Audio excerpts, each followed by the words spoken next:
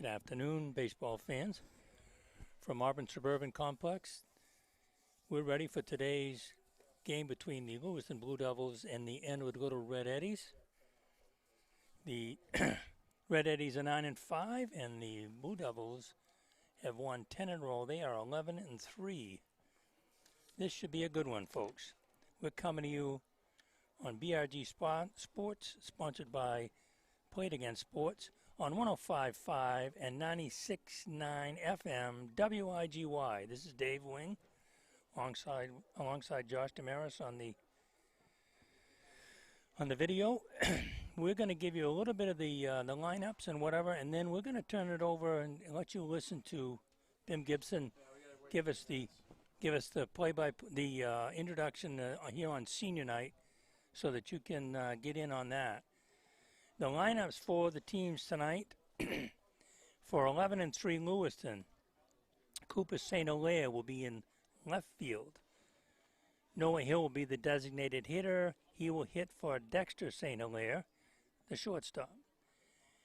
Damon Bossy will play first base.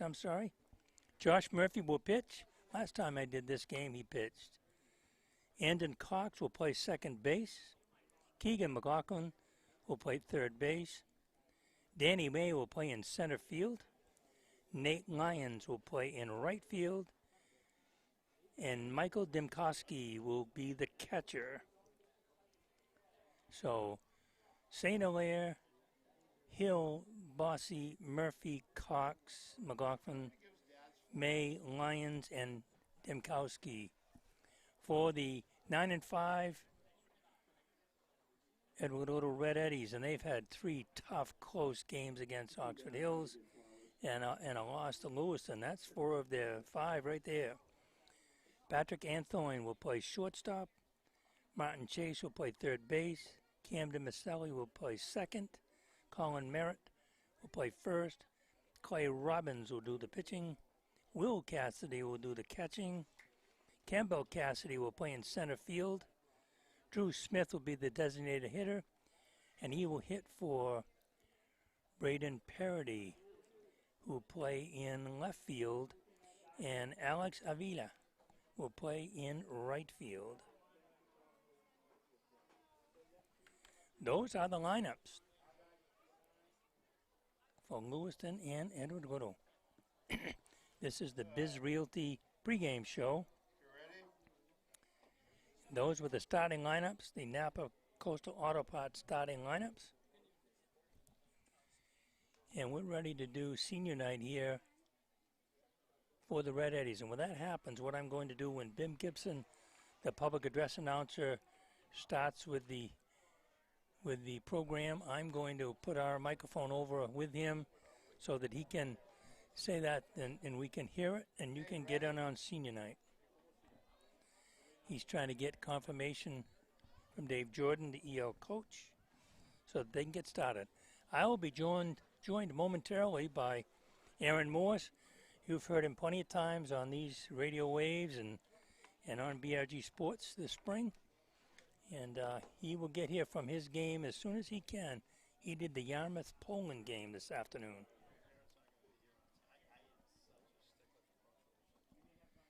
I guess we're waiting a little bit for parents to get here, which is something we all worry about, making sure they can be here for their kids.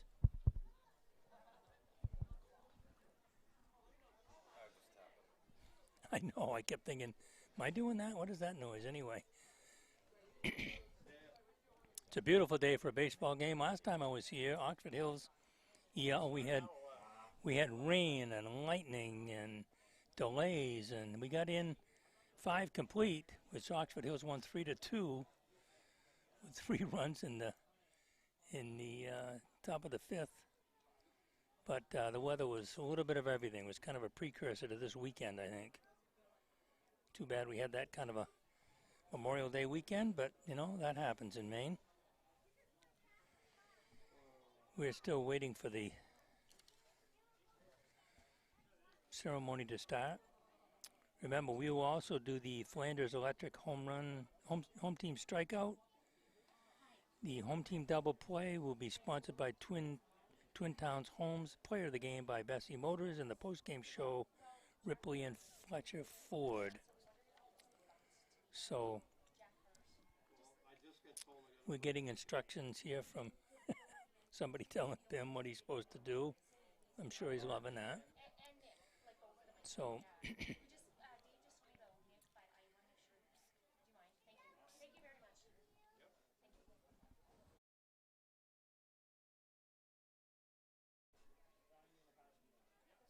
okay, we're going to go to a quick break. We'll be back after this message. Let's have some fun this summer. If you've been waiting for the right time to purchase your new car, motorcycle, boat, or RV, the time is now. With Dirigo Federal Credit Union's great low rates for June, they'll help you get on the road, on the trails, and on the water right now. So don't wait. Stop by Dirigo Federal Credit Union's Lewiston, Auburn, Mechanic Falls, and South Paris locations today, just in time to have the best summer ever. Learn more online at dirigofcu.com. Senior number 2, Alex Avila. He'd like to acknowledge his mother Pam Day, his stepfather Tom Day, his grandmother Liz LeBlanc, his sister Tiana Avila, and brother Bentley Day. Alex plans to attend Thomas College to study sports management and play baseball.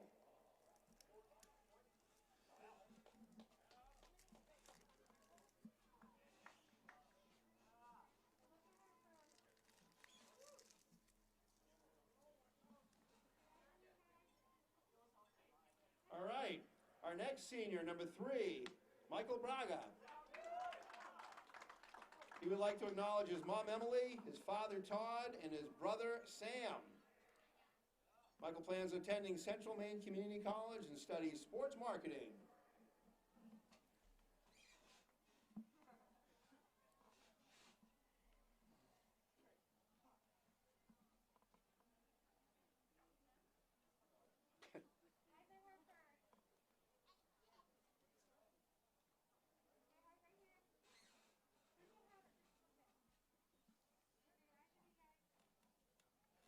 All right, our next senior, Captain Will Cassidy.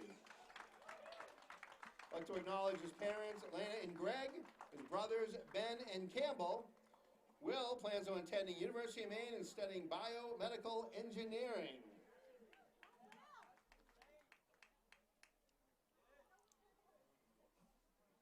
Not to mention I believe, the valedictorian of his class.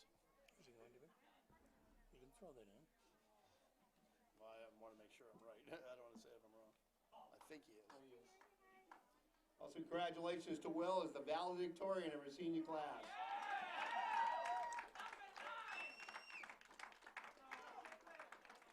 Next up, we have number 5, Chase Martin. We'd like to acknowledge his mother, Carla Good, and his father, Bob Martin. Chase is attending Central Maine Community College to study criminal justice.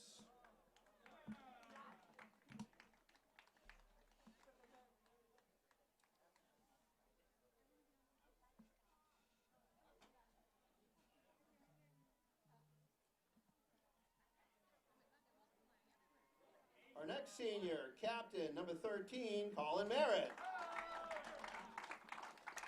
Colin would like to thank his mother, Tina Merritt, his father, Jason Merritt. Colin is working in the plumbing HVAC field while attending MEMA to further his education in the HVAC field. How about it?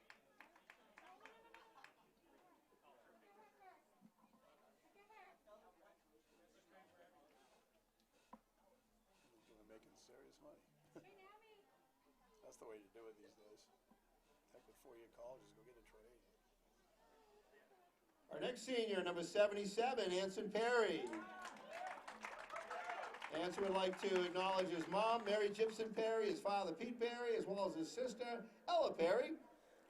Anson plans to attend the University of Maine in Orono and major in business management.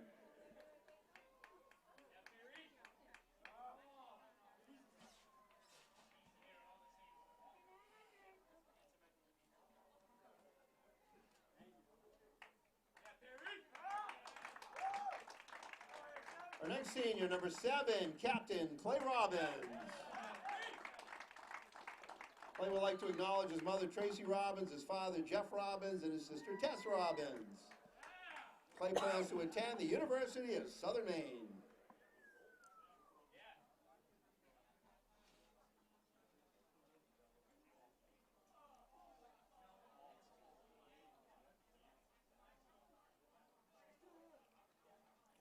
His sister's a really good basketball player. She started this year as a freshman.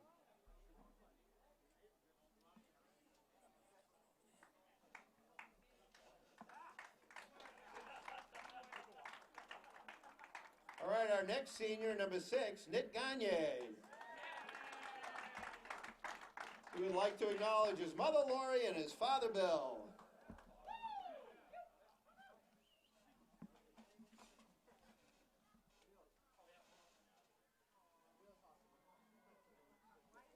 We'd also like to acknowledge his friend, Alex Avila.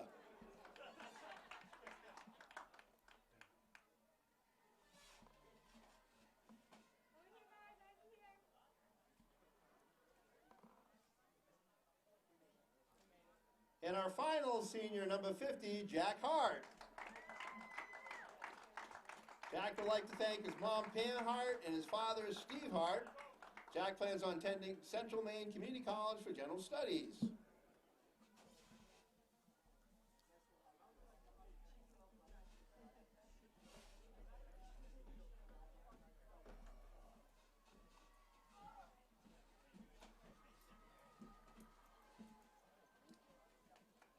Ladies and gentlemen, one more time, let's hear it for the 2021 Edward Little Baseball Seniors.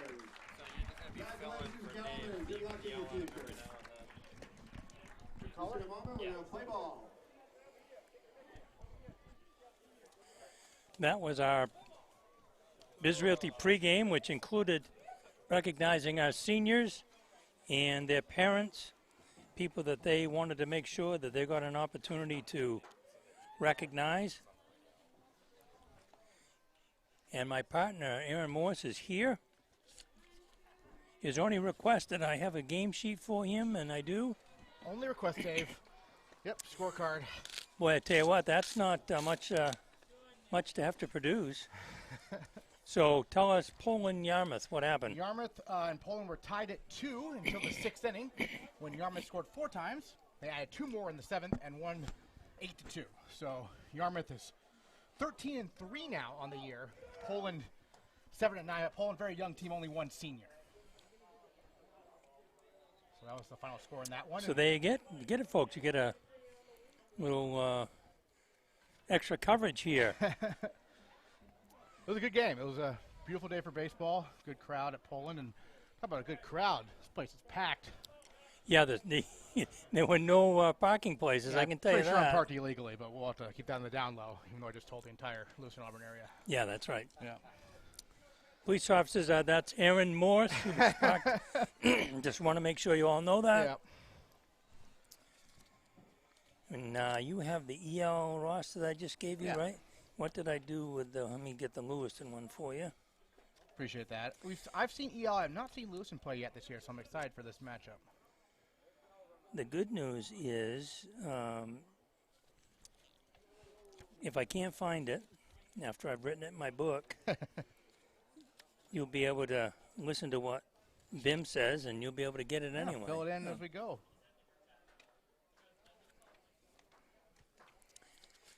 So again, folks, we're here. It's the last regular season game for the Red Eddies, and I suspect for Lewiston also. Lewiston is 11-3. The Red Eddies are 9-5. Don't forget, this varsity baseball is coming to you on BRG Sports, brought to you by Play It Again Sports of Auburn on 105.5 and 96.9 FM WIGY. Yeah, Dave Wing alongside Aaron Morse. I was going to say, Dave, both these teams in Class A North, and you look at Class A North this year, talk about a tough division. Lewiston 11-3, as you mentioned, but that's only 6th place in the Hill Points on the year there, according to here on the MPA website. So Oxford Hills at 14-1, Messalotski at 11-3, Bangor 9-6, Campton Hills is 13-2, Skowhegan's 10-4, and then Lewiston 11-3. And then Edward Little at 9-5, 8th. They're actually behind Coney, who's 6-8, just in terms of the tournament index. Well, I think one of the things that happened is most of the schools, in order to be able to play this spring, played a regional schedule, which means that they didn't necessarily have point-worthy games. Right. They played down a class and whatever, and you don't get the same heel points. So I think that's hurt these two local teams. Yeah. So we're ready to go. Again, I've already covered the Lewiston lineup. It's going to be St. Hilaire, Hill, Bossy, Murphy, Cox, McLaughlin, May, Lyons, and Dimkowski. This is the rubber match of the 3 games basically this year during the regular season. Edward Little beat Lewiston 12-10 back on May 4th, but then Lewiston was able to get EL back on May 12th by a score of 9-5. So they split 2 games so far this year, and now we'll see what happens here in the 3rd.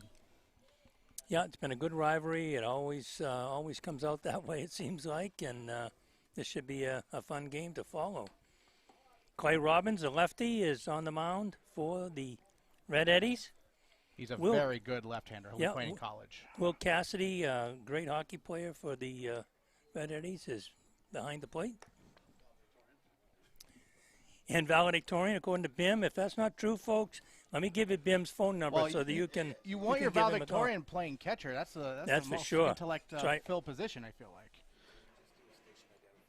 They got to know what they're doing back there behind the plate. We're going to take a quick break for.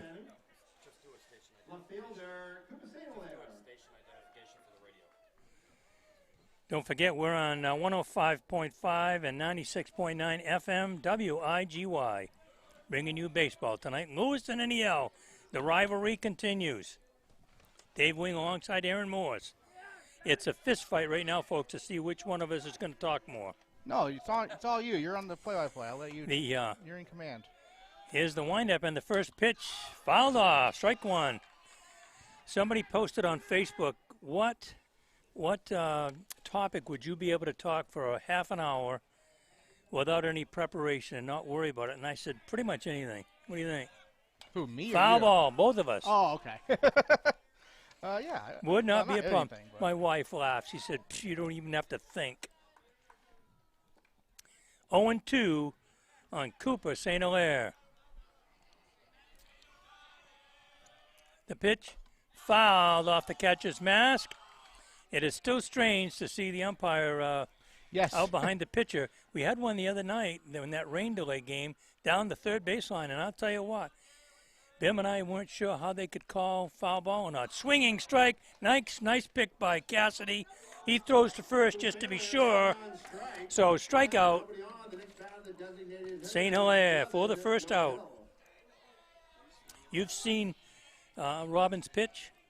Yes, we called the first game of the year for EL, or one of their first games. Yeah, they're a 9-6 win over Coney to start the season, and he got the start. And those runs, I think, came later in the game after he was out of the game. He looked very good. Noah Hill, the designated hitter, swinging, strike one. EL started the year 3-0 before a 5-4 loss to Messalonsky, but then they won 2 more. So they were at one point 5-1. They've struggled a bit more since then, but they got off to a really fast start this year.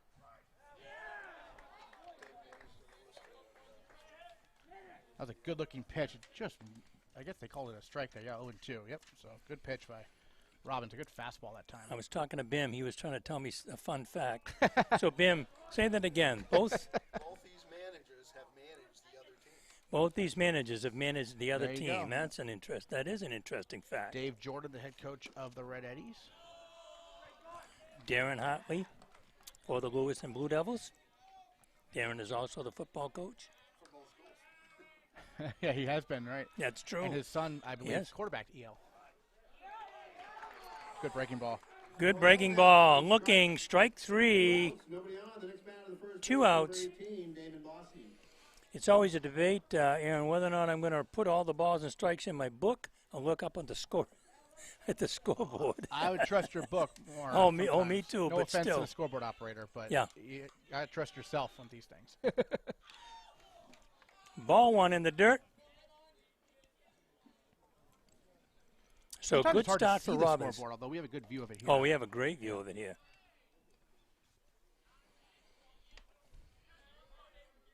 Robbins looking pretty sharp early on, even though he missed that last pitch. Ball inside. Backs Bossy off the plate. EL's most recent game was a 6-5 win over Brunswick right here at Auburn Suburban. Foul ball. You know, their losses have been close losses, right? So they lost by 1 run to Oxford Hills 3-2. They lost to Oxford Hills by 1 run 6-5. 9-5 to Lewiston, 5-3 to Oxford Hills, and 5-4 to Messalonsky. That's some multiple 1-run losses. Ball in the dirt. 3-1. So they're right there. They're close to Oxford Hills, who's the cream of the crop kind of in Class A North. Yeah, I was here with Bim. Here's the pitch. Fly ball. Alex Avila getting under it, and he's got it for the 3rd out. So Bossy flies out to right field. No runs, no hits, no errors, and nobody left on base. Due up for the Red Eddies. Patrick Anthony, Chase Martin, and Camden Maselli. For the Lewiston Blue Devils. The catcher, number 12, Ekunkowski. Anthorn, At first base, excellent number basketball 18, player David for them Bossy. this past year. Really had a Second nice base, season number 5, Ian for Cox. EL. Of course, EL won the most Third recent base, state number championship 42, Keegan in McLaughlin. basketball, and there was no Shortstop, playoffs number this 2, year, but if Gagne there had been, they would have been right there in the Oh, mix sure, I'm sure they would have. again. And he was a big reason for that, and he's also a very solid shortstop and leadoff hitter for the Red Eddies as In well. right field, number 22, Nate Lyons. I had a good opportunity to interview Coach Adams a couple of times when we were doing the radio show, and he's a tremendous guy to talk to, and you can see why his teams are so successful. Murphy on the hill, another lefty. Murphy on the hill for the Blue Devils. The last game that I did between these two teams, he pitched, and he pitched very well. A win for the Blue Devils. They came from behind. And we mentioned that Lewiston, their record's 11-3. Well, they're on an 11-game winning streak. They lost their first 3 games of the year, 3-2 to Oxford Hills, 12-0 to Oxford Hills, and 12-10 to Edward Little. And since that 12-10 loss on May 4th to EL, they have not been defeated. 6-1 over Coney, 10-2 over Levitt, 14-2 over Levitt, 6-4 over Brunswick, 9-5 over EL. 11-9 over Mount Ararat, 5-4 over Poland. Poland, I tell you what, Poland is a scrappy team there in Class B. They give everyone a tough time, but listen to get that win by 1. 10-0 over Gardner, 10-2 over Brunswick, 5-1 over Mount Ararat, and most recently a 4-3 win over Coney. I want to say this is EL's last game of the regular season. Lewiston still has one more. They take on Oxford Hills tomorrow at home. So they get one more crack at the Oxford Hills Vikings here before the playoffs. So Patrick Anthony, the shortstop, up for the Red Eddies. On deck, Chase Martin, the 3rd baseman. Don't forget, BRG Sports brought to you by Play It Again Sports in Auburn. Strike 1. We had a first, Coach. I was told I was being too quiet, so I had to turn my mic up. Can you believe that? Where? On the radio. My volume wasn't high enough. I was going to say, on First this time it's game? ever happened, yeah. Wow, you're really loud in my ears. Because I have new hearing aids. Oh. That might have something to do with it. That might not really be a good thing with me. I really do. You know, it's right. And you sitting further away wouldn't help me either. In the dirt, 2-1 to Anthony. Yeah, Anthony, Martin, Maselli, as you mentioned, due up here to start this bottom of the 1st for EL after a good first inning by their pitcher, Robbins. A little high, 3-1. Last time these teams met, there was a little bit of a fracas over what the teams were yelling and whether it was appropriate. And well, EL was two. The first game of the year. EL was called out by their own head coach Dave Jordan for their bench jockeying, telling them to knock it off. So they're loud. Rock him out. Big fastball that time. Swinging, 1 out. Number 5, Chase Martin. Like I said, the last game that I did, Murphy pitched, and he was outstanding. It was a nice come-from-behind win for the Blue Devils. Chase Martin, the 3rd baseman.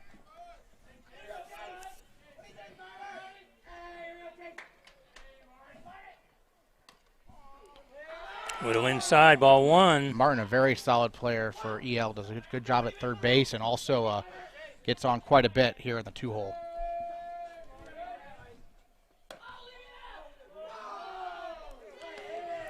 Sort of the last remnants, you mentioned it, Coach, of the COVID protocols is the umpire behind the pitcher's mound. I'm surprised Everything now else that seems normal. Now that everything else has been Right. cleaned off, you would think that they would be able to come back. That's a strike, 2-1.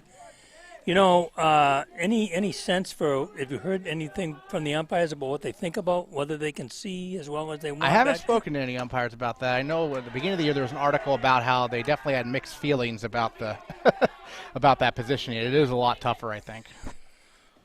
3-1 now on Martin. Murphy up high.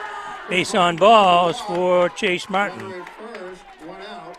The next batter is second baseman, number 4, Cam Mclaughlin. 1 on, 1 out. The one thing that's really interesting for me this year is just because there wasn't a season last year, you look at these seniors who were, last time they played were sophomores. A lot of juniors have never played varsity before. You know, sophomores certainly haven't played varsity before. So it's so weird to have everyone a year behind they normally would be. Ball 1 to Camden Maselli, second baseman. A little bit of struggle here all of a sudden from Murphy. He's been a little high, maybe overthrowing a little bit. Ball outside. It's a tough one for a coach. Do you give him the take because he's been wild? Do you want to get a walk, or do you 2-0? This is the best hitter's pitch right here. Going to first. Can hear everybody yelling back. Yeah, they don't want him to get a head start. It's going to be tough to run just because there is a lefty on the mound. Always much tougher to run against left-handed pitching. They're staring right at you. Yeah, they have to be coached up on what to watch for. Swinging strike.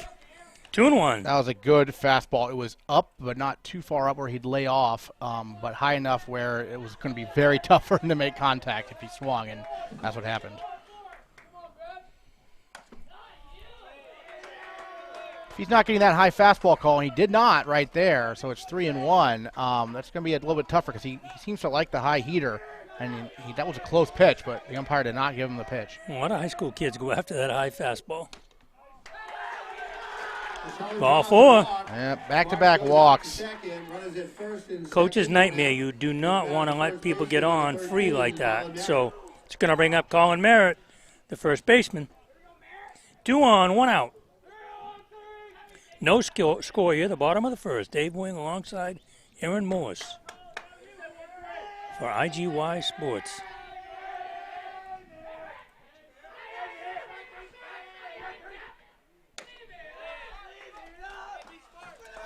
Everything's up right now. He missed low on that ball 4, but another pitch that was high right there. Yeah, he seems to be struggling a little bit. Sometimes be worth a trip out. Almost looks like swinging strike. He's got good velocity, though. He's got very good velocity. Every hitter's been late, so they have to be patient. Almost looks like they may be, see the hole in front of him where he's landing? Looks like it's dug up a little bit. Maybe throwing him off. And sometimes, like I say, it's worth going out to see. Strike. 1 and 2. We got a battle of lefties today. When he locates, he's going to be hard to hit, no question.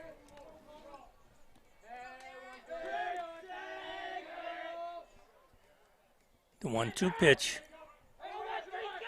from Murphy. Ooh, look good, close. 2-2.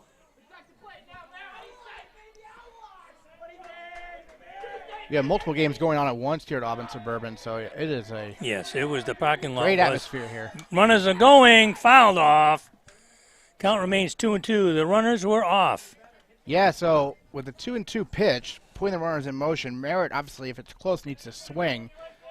They were hoping perhaps that he would try an off-speed delivery, and if it missed, they could get a double steal. But even if he struck out, they could still advance the runners. But instead, it was a foul ball. Pitch. Missed high again. 3-2. I keep remembering I have to look out to the pitcher's mound, right? Yeah. Behind the pitcher's mound. There's because no one there behind home I've done plate. mostly softball this year, just a couple baseball games. Up high, ball 4. Base on balls. Everybody moves up. So how about Clay Robbins? He gets a chance to help out his own cause right here. as the opposing starting pitcher. Not going to be easy. It's a lefty-lefty matchup, but he's got a nice opportunity, and he can afford to be very patient because 3 straight walks here in the first inning after that strikeout. Left-hand batter, you don't see many left-handed pitchers. You really don't. So it'll be interesting. My son was a left-hand batter. I used to say to him, you face a left-hand pitcher, just think about hitting the ball to left field, period. Don't worry about pulling it. Well, there's room if he can poke one into left. They haven't moved over to left center. Yeah. Swinging, strike 2. Good job here. Jumping ahead in the count, so Robbins got to protect the plate now. Down the count 0-2.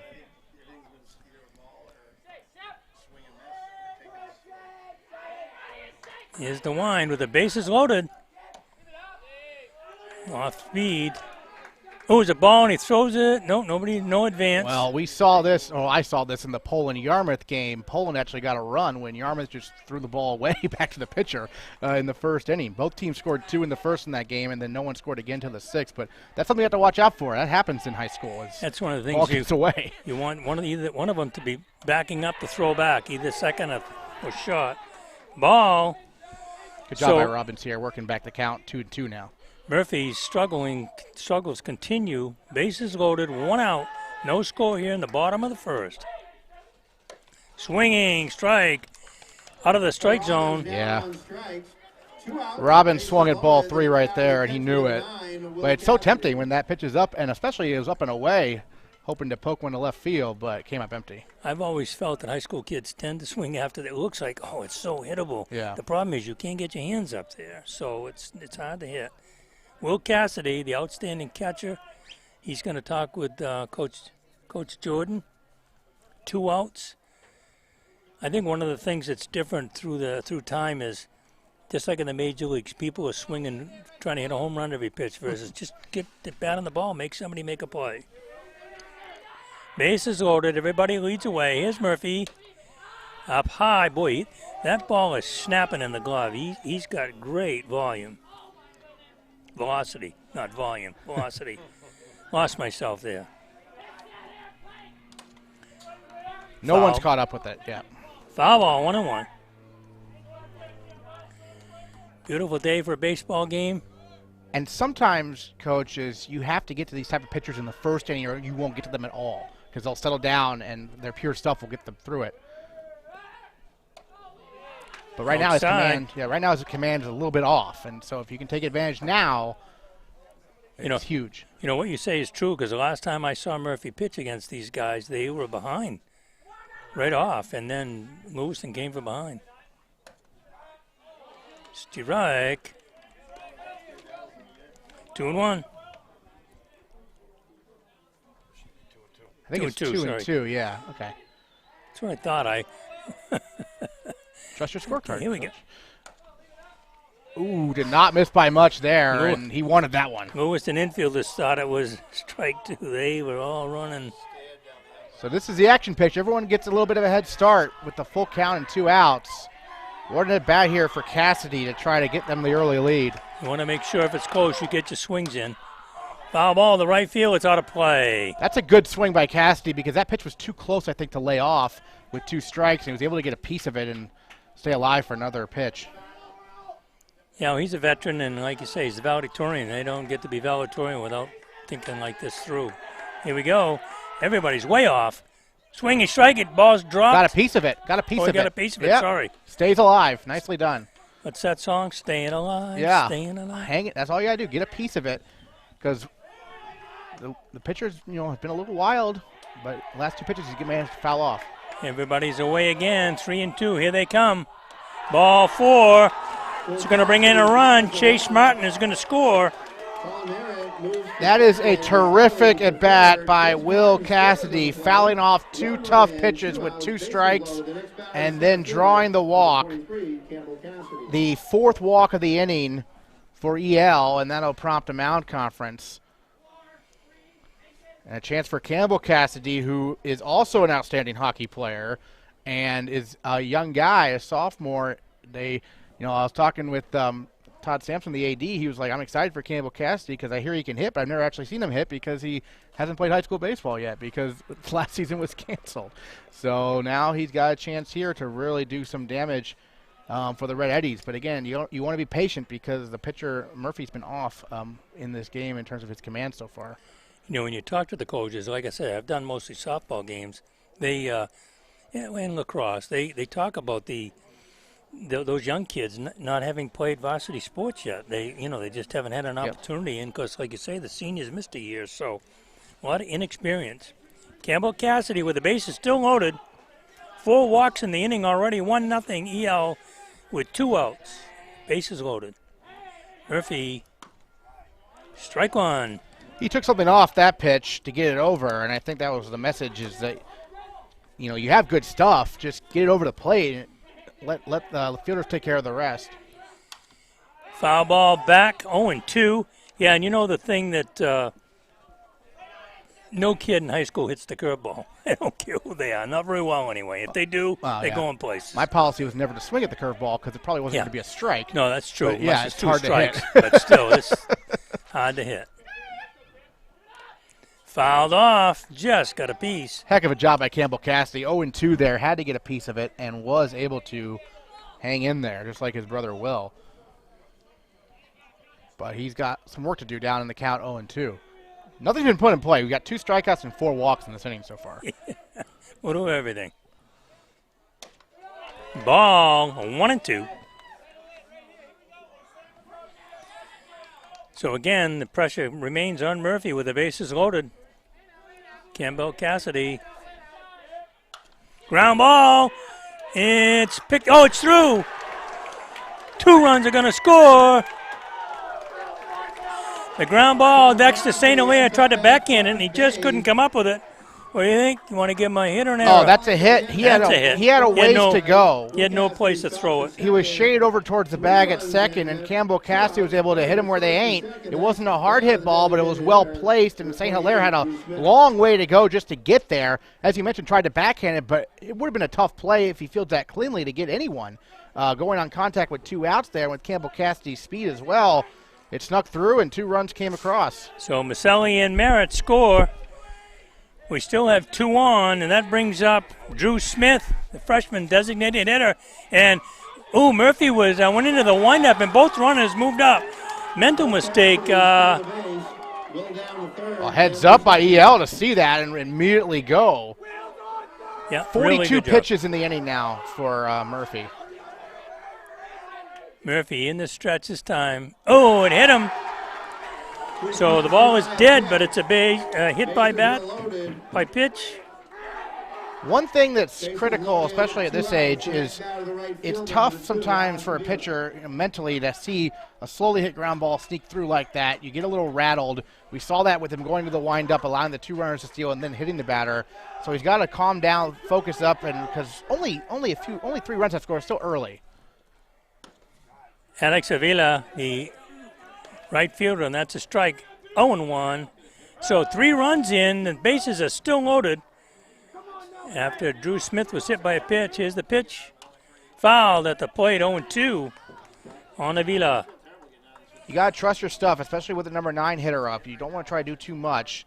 Stay calm. Only 3 runs have scored. There's still plenty of ball game left. But it could get much worse if he loses his composure. Wind up, the pitch. Ooh. Got him. Strike 3 looking for the third. So for Edward Little, 3 runs, one hit. Yep, 1 hit. One nice hit. Single by Campbell Cassidy. No errors, and 3 left on base. After 1 complete, 3-0. We'll be right back after these messages. Well, here's some good news you and your family can most definitely use. Funtown Splashdown USA is open for the season. This family-owned and operated happy place is ready to welcome you and your friends for some memory-making summer fun. 50 rides and water slides will keep you smiling and screaming with joy during your entire visit. Head to FuntownSplashdownUSA.com for tickets and hours of operation. It's time to let the good times roll again. We're back here, Varsity Baseball on BRG Sports, brought to you by Play It Again Sports in Auburn, 105.5 and 96.9 FM WIGY. This is Dave Wing alongside Aaron Morse, coming to you from Auburn Suburban Little League Complex rivalry game, Yale and Lewiston. 3-0 EL, top of the second. Yeah, You know, and Clay Robbins got some run support there in that inning. Campbell Cassidy ground ball scoring a couple runs. Also, a lot of walks in that frame and a hit by pitch. Also, Murphy ended up striking out the side in that frame as only one person put the ball in play, and that was Campbell Cassidy. But in the end, 9 batters came up and 3 scored. And Robbins, after a 1-2-3 first inning with a pair of strikeouts, in a good positioning right now. And Robbins only threw 13 pitches, according to our producer Josh Demarius, in that first inning compared to over 40 for Murphy. So that's a big advantage early on also. And Lewiston sent, they've got a guy warming up out in left field. So I think just in case, they do have a game tomorrow. So they may be a little cautious about that. Pitches is Murphy. Yeah, missed high there. Not an easy end of the schedule in the regular season for Lewiston with EL and Oxford Hills back-to-back. Here's the wind and the pitch. Swinging strike. Big swing. 1-1. Yeah, playing some of those B schools, that really hurts the heel points. Long fly ball to left field. Parody is back. Braden Parody, he's got it. So Murphy flies to deep left field. 1 out. We just have to listen to Bim what he says, and it tells us what happened. Andon Cox, the second baseman. Well, that time the left fielder Parody did not have to move for that one. He was played perfectly for a Murphy fly ball. Murphy just got under that one. Andon Cox, the second baseman. Strike. Well, Robbins can live there all day. That was right at the knees. That's a perfect pitch, and no one's going to do much damage with it. Pitch. Pop up down the left field line. Is it going to stay fair? No. Foul ball. Those people are playing with fire parking their cars over there, but the parking spaces are limited. No, they're seriously. Both you and I parked illegally. Please don't. I was told to park. Call I was told to park at my own risk because trucks were driving through. Yeah, so there I you parked go. off in the bushes. Line drive. Oh, caught. Chase Martin. Chase Martin to the line. Out. Nice play by Martin. Cox got robbed there. It's tough luck. He really good piece of hitting. A lefty-lefty matchup. That's not easy, and lined it off the barrel to the left side there. But Cox was the hot corner. He was ready. Third baseman Martin was ready for that Cox liner. Yeah, because if he doesn't get it, it's a double easy. Yeah.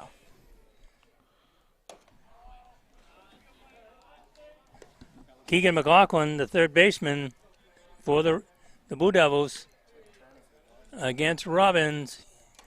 Swinging strike, 1-1. A fine goalie for their outstanding hockey team, of course. Yeah. He does look like Justin Turner a little bit, the Dodgers' third baseman. And their uniforms are similar also. And I think 42, obviously, that's not what that's retired in Major League Baseball, but he does look like Justin Turner pretty much, uniform and the beard, does McLaughlin. 1-2. Pitch. Great pitch. Strike 3, nice looking pitch. Caught looking. So for the Blue Devils, no runs, no hits, and nobody left. After 1.5, 3-0, Edward Little. Yeah, it's interesting. We're seeing two crafty pitchers. I think Murphy got off to a little bit of a rocky start, and I'm serious. As I recall, the last time these two played, Murphy pitched, and I think he struggled a little bit early. And then he really settled down. For Robbins, only 23 pitches through 2 innings. Yeah, that's really good. And I mentioned Robbins looked impressive when I saw him against Coney. That wasn't even the game where he really was impressive when he threw a no-hitter against Coney. So they played Coney later, and he no-hit them. So Robbins is the real deal for Edward Little, and he's shown it so far, 6 up, 6 down for Lewiston. So we're back to the top of the order. Patrick Anthony. By the way, now your wife posted some pictures. Did you guys go Bar Harbor area over the weekend? She went to Bar Harbor. I was then. in Florida covering the NCAA rowing championships Oh, yeah. over that the was, weekend. was that great, huh? I was out of town. So 4 in a row. Yes, Bates College has now won 4 consecutive NCAA women's rowing championships. So. Did you ask your wife if she ever got outside? Because in Maine, it rained the entire weekend. 3 days. I feel like the weather wasn't. The pictures looked okay. Well, the heat in their cabin wasn't working one night. That was a problem. But besides that, it worked out, I think. So. You'll have to tell us in between innings here about Bates rowing. That was fantastic. Yeah, just another dominant performance. Antoine struck out. First time up against Murphy. Here's Murphy into the windup. Strike 1.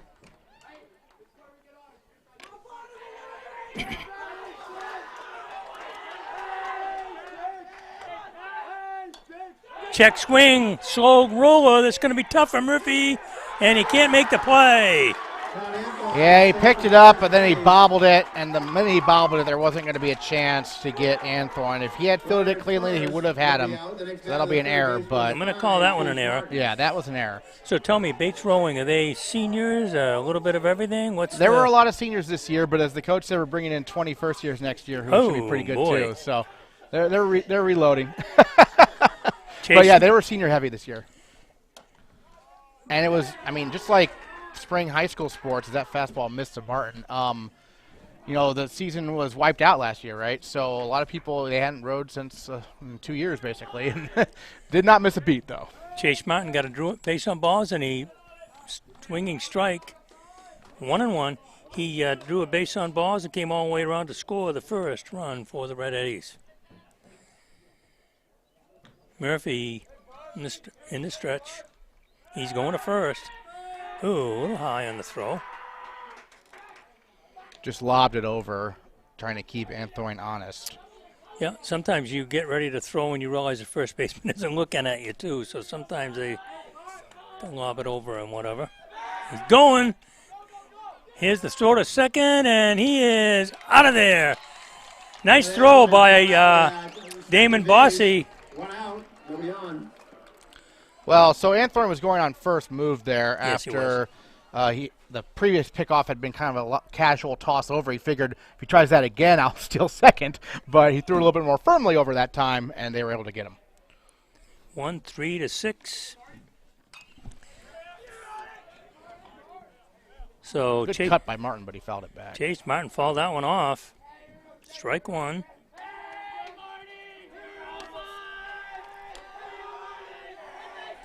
Here's the wind and the pitch. Strike 2. Oh, I'm sorry, strike 3. Oh, that's right. I missed that one. Caught looking for the second out.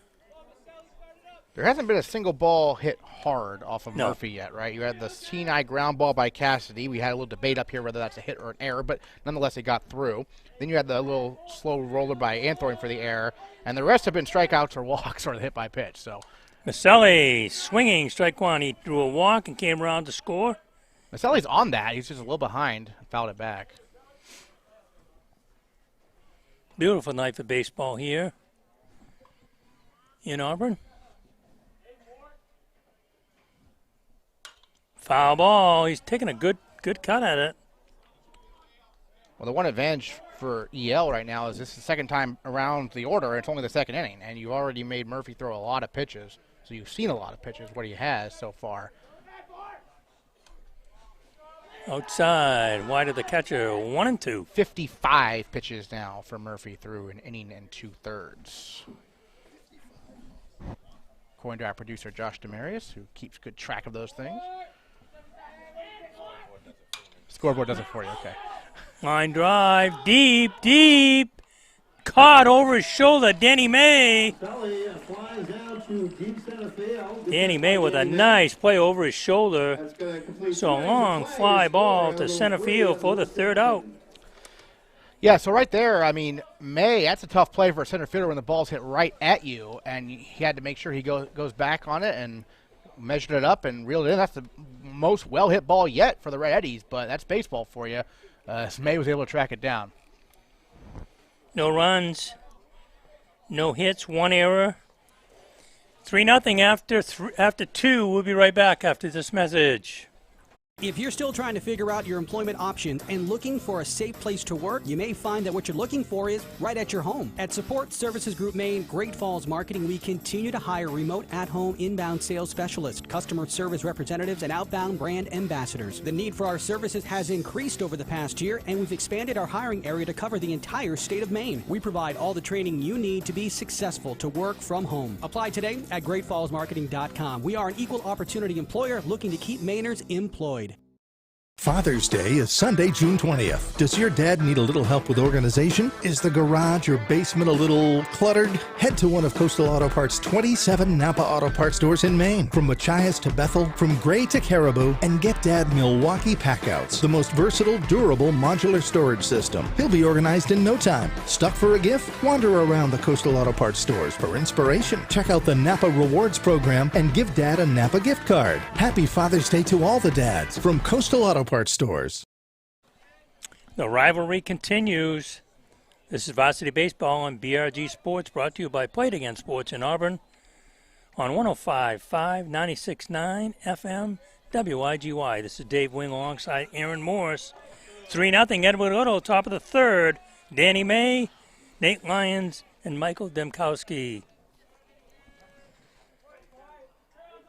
Well, Robbins has faced the minimum through 2 so far. Swinging, strike 1. And I believe he only has 23 pitches entering this inning. And got a good pitch there to May. Swinging strike. I don't think May was ready for that one. Yeah, that was a tough swing. 0-2. Yeah, it's a little bit behind it. Both these pitches, fastball is pretty good. In the dirt. It's a good pitch, 0-2. You want to waste one, see if he'll chase it. And May was able to lay off. Robbins, a couple of strikeouts in the first inning, 1 in the second, so 3 overall for the impressive left-hander. Ball outside. It's a good pitch, though. Did not miss by much. Ooh, that was one of those, you hate to let it go. Line drive to right field. It's over the right fielder's head. Nate Lyons going to go back to the fence and get it. Danny May with a double. Runner in second, and nobody out. The next batter, the right fielder, number 22. Yeah, sure. Alex Avila. I forgot to turn my sheet around. He was the right fielder, and Avila did not get a good jump on that one. He did not realize how hard it was hit and went over his head for the double. Well, that ball was scorched. Now here's Lyons to hit. So Mays on second. Nate Lyons, the right fielder. I've got a little sheet here. That's a strike. A little sheet that says who's playing out in the field, and I didn't turn it over that half inning. So glad somebody noticed it, that Aaron noticed it before I got the whole inning screwed up. Fouled off. 0-2 on Nate Lyons. How about May making those adjustments? Like, he looked so bad on the fastball earlier in the at-bat and then made the adjustments and ripped one to deep right. Even if Avila gets a good jump on that, I don't think he tracks it down. That ball was scorched. I don't think so. I think that ball is labeled. Swinging strike. Lyons down on strikes. 1 out. So Nate Lyons is out on strikes. 1 out. Michael Demkowski, the catcher. Runner on second. 1 out. Top of the third, 3-0.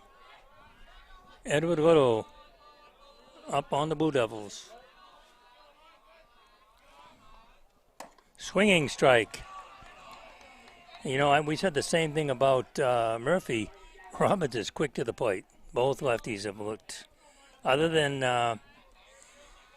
Murphy being a little wild, both pitchers have looked good fastball. A little high.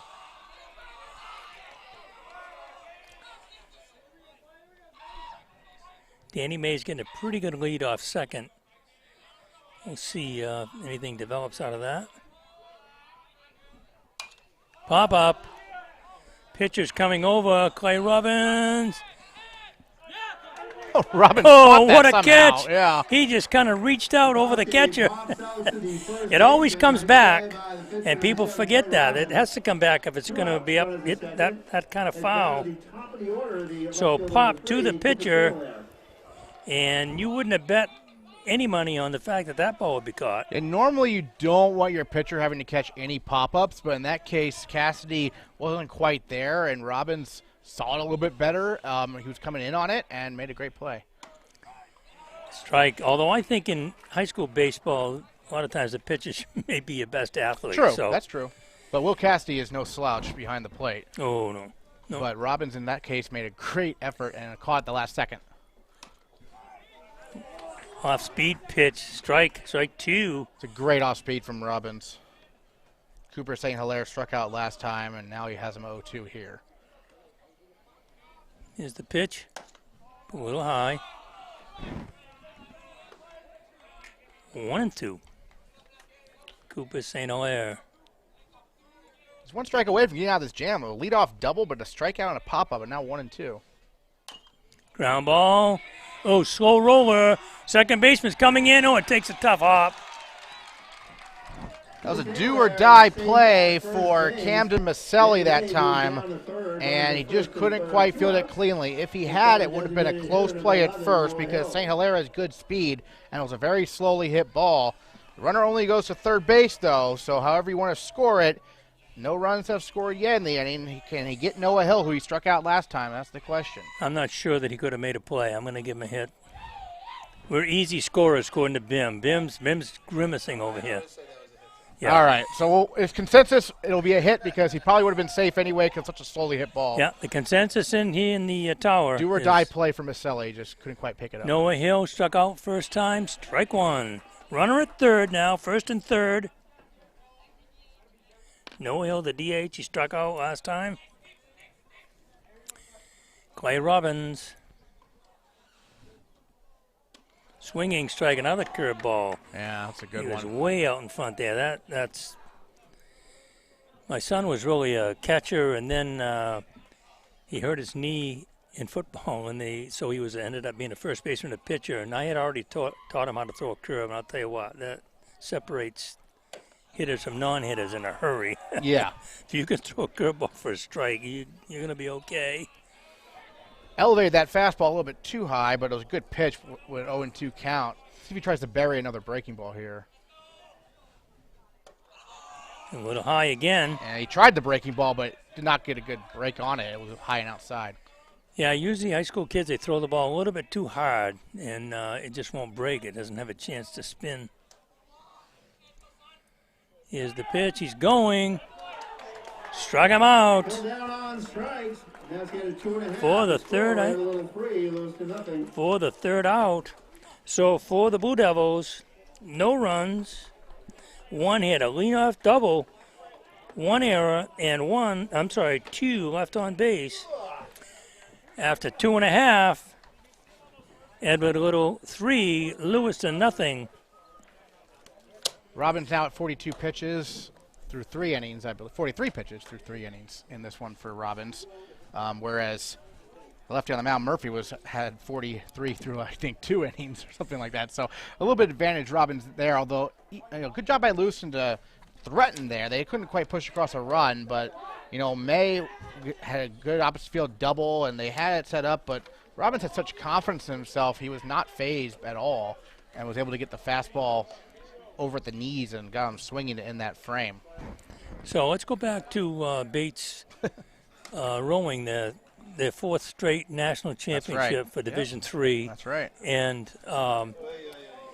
were the heats closed? Was there anything everybody was going, oh boy? How the NCAA championships work in rowing is that you have 2 varsity 8s. You have your first varsity and your second varsity. They each compete in heats to advance to hopefully the grand final. Only the first place team this year advances to the grand final in each heat.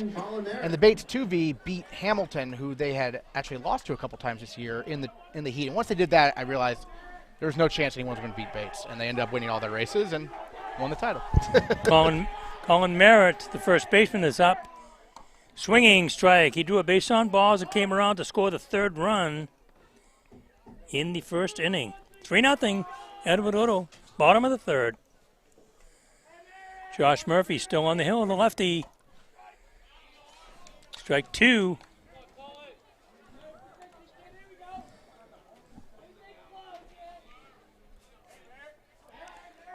Two strikes on Merritt. A little outside, 1-2. Well, I've always said for any team, it's how you finish. When you get to the end of the season and it counts. Not that you want to lose games during the regular season. Foul ball. And Lewiston's been finishing strong. They've won 11 in a row. And for them, you're talking about rowing?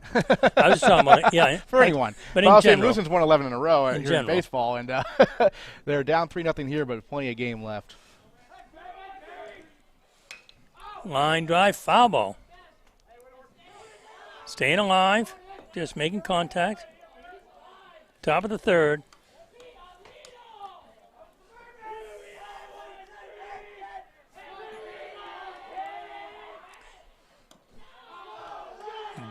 Ball low. 2-2. Again, Murphy, a lot of pitches.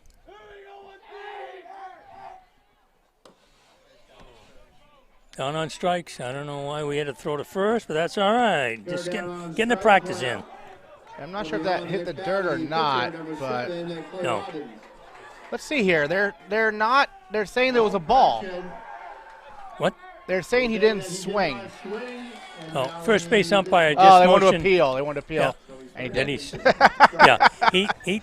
It was low, and it probably would have been a ball, but he swung at it. I forgot we had a second umpire because my view is obscured down the right field line. So what the home plate umpire, who's behind the pitcher, wanted the batter to do was go back, and they wanted to appeal to first to see if he swung, and they said he did, and so it is a strikeout. Clay Robbins, the pitcher, is up. He struck out. Oh, no, we got a different hitter here. This is not Clay Robbins. Number 77, Anson Perry. Perry is pinch hitting for Robbins. You can just re-enter Robbins. Yes. Yeah. Yep. Give him a chance to play. Strike 2, 0-2.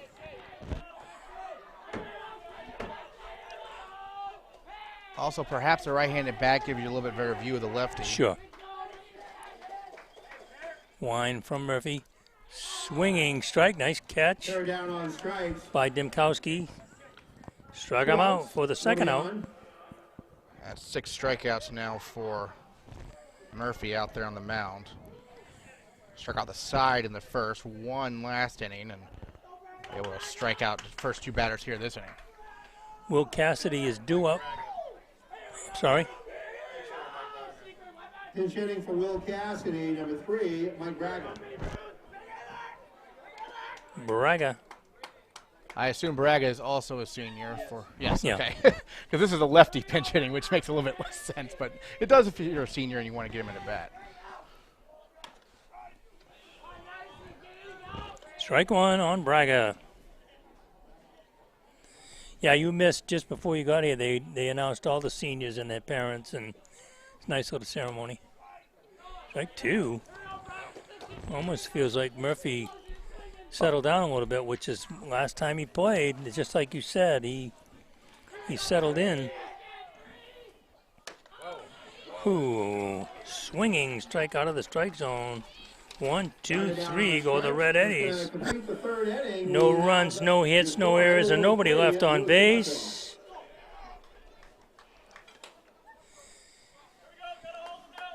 After 3 complete, 3-0 Edward Little. We'll be right back. At Sam's, your special, taste how good it can be.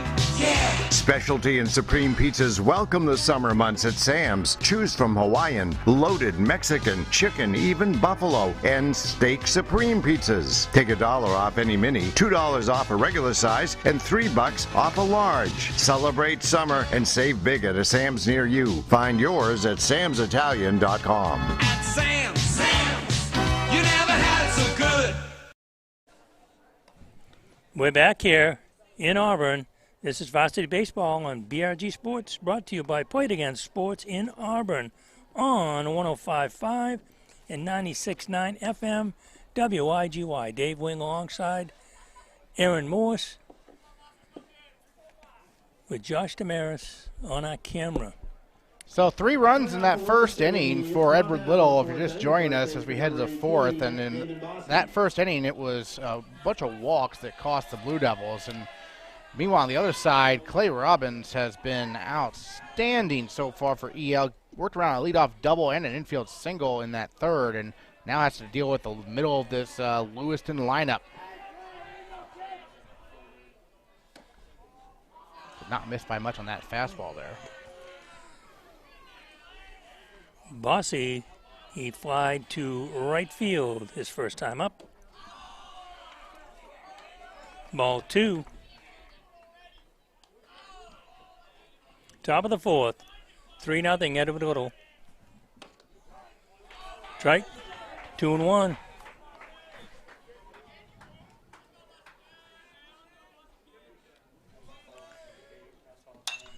Fly ball deep to center field. Cassidy is back, and that ball is gone. Oh, a home run for Damon Bossy. A round tripper. He got all of that one, Aaron. I think it says it's 380 to center field, if I can read that sign from here, and that was over that sign. Well beyond the fence for a home Campbell run. Cassidy knew. Yeah. He looked up and like, oop, oop, that baby's gone.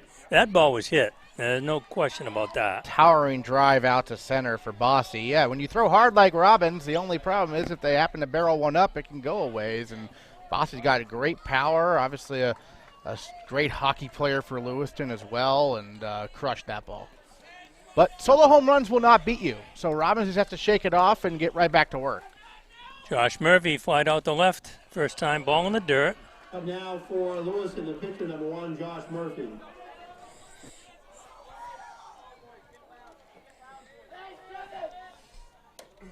Ball up high. I remember one time when I was an assistant at Bangor in baseball, guy hit one over the fence. They threw it back in. First baseman yelled for it. They threw it around the infield, kind of like it was an out. You know, kind of like to say to the pitcher, forget it. Right. Gave it to the pitcher. Start playing. Oh, heavy swing. 2-1.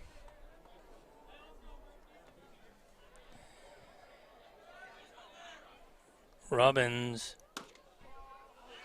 Ooh, 3-1. Did not miss by much on that fastball. Nope. He wanted that one, but now Murphy is in a good hitter's count. Ball 4. Murphy draws a walk. Runner at first. If you listen to Red Sox broadcast, Eckersley says, I got to have that one. I got to have that one. True pitcher. That's the first walk issued by Robbins, and it comes after the solo home run. So I mentioned that solo home runs won't beat you, but if you end up walking people, that could beat you, and that's the first walk he's issued in this one. Runner at first, and then Cox out the second baseman. He hit a really vicious line drive to Chase Martin, who made a nice play. That ball is into the corner for a good hard double. Cox went the opposite way, and Martin made a great play. Veteran move by Will Cassidy. He went out to the mound and talked to Robbins, but he also wanted to talk to the umpire, who he normally would be able to talk to because he's right behind him. Over his in shoulder. This case, he wanted to talk to him on the mound, just asking, I think, where that other pitch was in that at bat. Oh, little chin music inside. Ball 1. That also sends a little message. Be digging in on me. Martin is cheating in over at third base. Swinging, oh boy, I'll tell you what. Cox was not cheated on that swing. 1-1. There's one out, so I don't think they'd be trying to bunt the runner over, but you never know. And so Martin is in a bit, which is interesting because, of course, that's right where Cox hit it last time. Hit it really hard. Here's the pitch. Strike. 1-2. Nobody out. Home run by Damon Bossy to start the inning. And a base on ball is to Josh Murphy. Ground ball right back to the pitcher. He throws it wild. Oh, they missed it. I think that might have been. Yeah, so Anthony just missed it. The throw was right at him, actually. Anthony was headed towards the bag, and then it happened to be right at him instead of at the bag, and he just went off his glove. It's an error on Anthony. Error on 6 on fielder's choice. Yep. That's going to bring up Keegan McLaughlin. He struck out looking now with 2 on and nobody out and 1 run in. Well, this is where, as a senior, Robbins has to show his composure. Yeah, he needs to come through here, and this is exactly what happened last time these two teams played. It was a comeback. Fly ball to right. Alex Avila gets under it. He's got it. He gets it in. Nice hard throw. Ball is cut off. That's a big out, and now you got to deal with Danny May, who crushed the ball the opposite way last time. So if you're Avila out there in right field, you got to be ready, because you might see a lot of opposite field fly balls in this game because Robbins does throw so hard. Even if you barrel it up, you might be a little bit behind it. So Danny May with a nice big double ended up being stranded on third. 2 on, 1 out, 1 run in for the Blue Devils. Curveball, way to start him off with a curveball. Yeah, drop that one in beautifully for a strike. Great pitch. Now you're saying as the batter, now what's he going to throw? Clay Robbins is the wind and the throw from the set. Popped up down the right field line. We can't see it. We'll have to listen to the crowd. Yep, no play. Yeah. Even Bim couldn't tell us what happened there. Strike 2. No, He did have it. Sorry, folks. I apologize. He did have it. It was a strike. Yeah, foul ball first. Boy, like you said, big crowd in the stands there, both ends. Great crowd. Swinging strike in the dirt. Danny May is down on strikes. Well, Robin said, you're going to hit my fastball for a double. I'm going to throw you a bunch of breaking stuff, and it worked out beautifully to strike out May. Yeah, you aren't going to see much from me that looks like a fastball. Nate Lyons, the right fielder, he struck out his first time. 2 on, 2 out now. Swinging strike. That's the thing about like second and third time around the order. Yeah, the hitters can make adjustments, but the pitcher can also do so. And if you have a wide variety of stuff, you're able to change how you pitch throughout the game and keep hitters off balance. Yeah, oh, this guy doesn't hit that pitch. Oh, I can give him that. Yeah. Second one, 0-2. So Robbins trying to come back here from the home run and 2 guys on. Swinging strike. Robbins finishes strong. That's huge. I mean, back-to-back strikeouts to end that inning after a walk and a fielder's choice after the home run. It had him in trouble, but he got out of it. So for the Blue Devils, 1 run, 1 hit, 1 error, and 2 left on base. So we go to the bottom of the 4th with the Red Eddies leading 3-1. Dave Wing alongside Aaron Morse. Josh Tamaris on the camera. Starting to get a little dusk here. I assume they can turn the lights on if they need to. I'm not sure what time they turn them on. I know that they automatically, there's a little thing they push and they can turn them on easy at 8 o'clock. I don't know if they turn them on before that. Well, it's 7:59, so probably turn them on in 1 minute. But, I mean, Robbins just a great job bouncing back. But talk about bouncing back. The lefty out there on the mound for Lewiston, Murphy has been outstanding since a rough first inning. I mean, the first inning he struck out the side, but he walked 4 batters and hit a guy. And so 3 runs ended up scoring that inning. Campbell Cassidy had the hit in that frame. Second inning started off poorly with the error, but he bounced back by picking off the runner and getting a pair of outs, and then he's now retired 5 in a row with the 3 strikeouts last inning. It was interesting to see Everett Little do what they did because it's your middle of the order, and you pinched hit for 2 of your best hitters. I know you want to get the seniors at bats, but it was kind of interesting because this guy was on the ropes early, and you kind of almost handed him a 1-2-3 inning. So it's kind of interesting to see. I mean, it's a balance between playing everyone on senior day and trying to win, right? So it was a good third inning, but it wasn't against the best players EL has to offer. So we'll see what he does here against the bottom of the order. Yeah, we were talking about that last half inning, that swinging strike.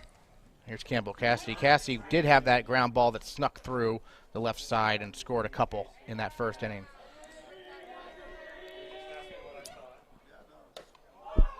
Ball high, 1-1. Yeah, you know that, boy, that's always a tough one for a coach. You know, you want to get kids in. You have an obligation to, I mean, you don't play to win at all costs. You know, somebody's hurt and you put them back in the game, that kind of thing. But you do on the varsity level have some responsibility to make sure that what you're trying to do is win. Ball inside. 2-1.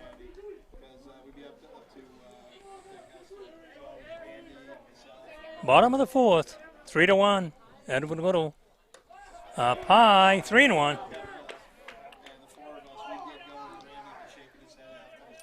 Cassidy at a good spot here. See if he can hit one hard. Hit his count. Oh, inside. Ball 4. So base on balls to Campbell Cassidy. It looks to me that Murphy, when he really rears back, he has some trouble with his control. I think he'd be better off to throw that. I would not want to bat against this pitcher because he throws it hard and he's not quite sure where's it going. He's just a little, just enough to keep you on your toes. Especially for Smith, the lefty here. Smith, the lefty, swing over his, and of course he got, was a ball. He got drilled his last time up. He got drilled in the back, Extra nervous, perhaps. He's a freshman, too. Yeah, he's a big kid. He's going to be real good for them. Here's the pitch by Murphy. Swinging strike. 0-2. Runner on. Nobody out. 3-1. Red Eddies. Swinging strike. He was overmatched on that at bat. Off-speed stuff that time from Murphy. Runner at first. The next batter, the right field, number 2, Alex Avila. Avila struck out looking the first time up. First game that I did here, Avila made some of the most gorgeous catches in right field you ever seen. He was unreal. See if Cassie tries to run, put some pressure on him. It's tough against a lefty, though. Squared like he was going to bunt, and it was up high for a ball. He has good speed over at first. Make the pitcher think at least. He's going to take a look. Again, one of the things you do is you look at what's that front foot do, because once it comes up to his body, he can't start forward and throw over to first. So, again, there are things you can look for to find out whether or not you can run or not. 1-1 is the pitch. Oh, bunt. I complained about this the last game that I did. It's not just at this level. Watch guys try to bunt in the major leagues, wasting your time. We've almost lost the art. We don't understand the technique. And the barrel of the bat needs to be higher than the handle, period. We pop them up consistently. Ball 2. 2-2. You were going to make a reply about that. The situation, there's one out. I know it's your number 9 hitter, but I might try to put him in motion as opposed to bunting here, but. Fly ball to right field. Nate Lyons coming in. He makes the grab. Running catch by Nate Lyons in right field. 2 outs, runner at first. The next batter at the top of the all right, so now I'm absolutely sending Campbell Cassidy the first chance I get, because even if he gets thrown out, you have your leadoff hitter up next inning. If he gets there safely, he's in scoring position with 2 away and go on contact. So with the leadoff hitter. Yeah, I think that's the prevailing thought. Cassidy's. It's tough against a lefty, but I think he's going to run at some point here.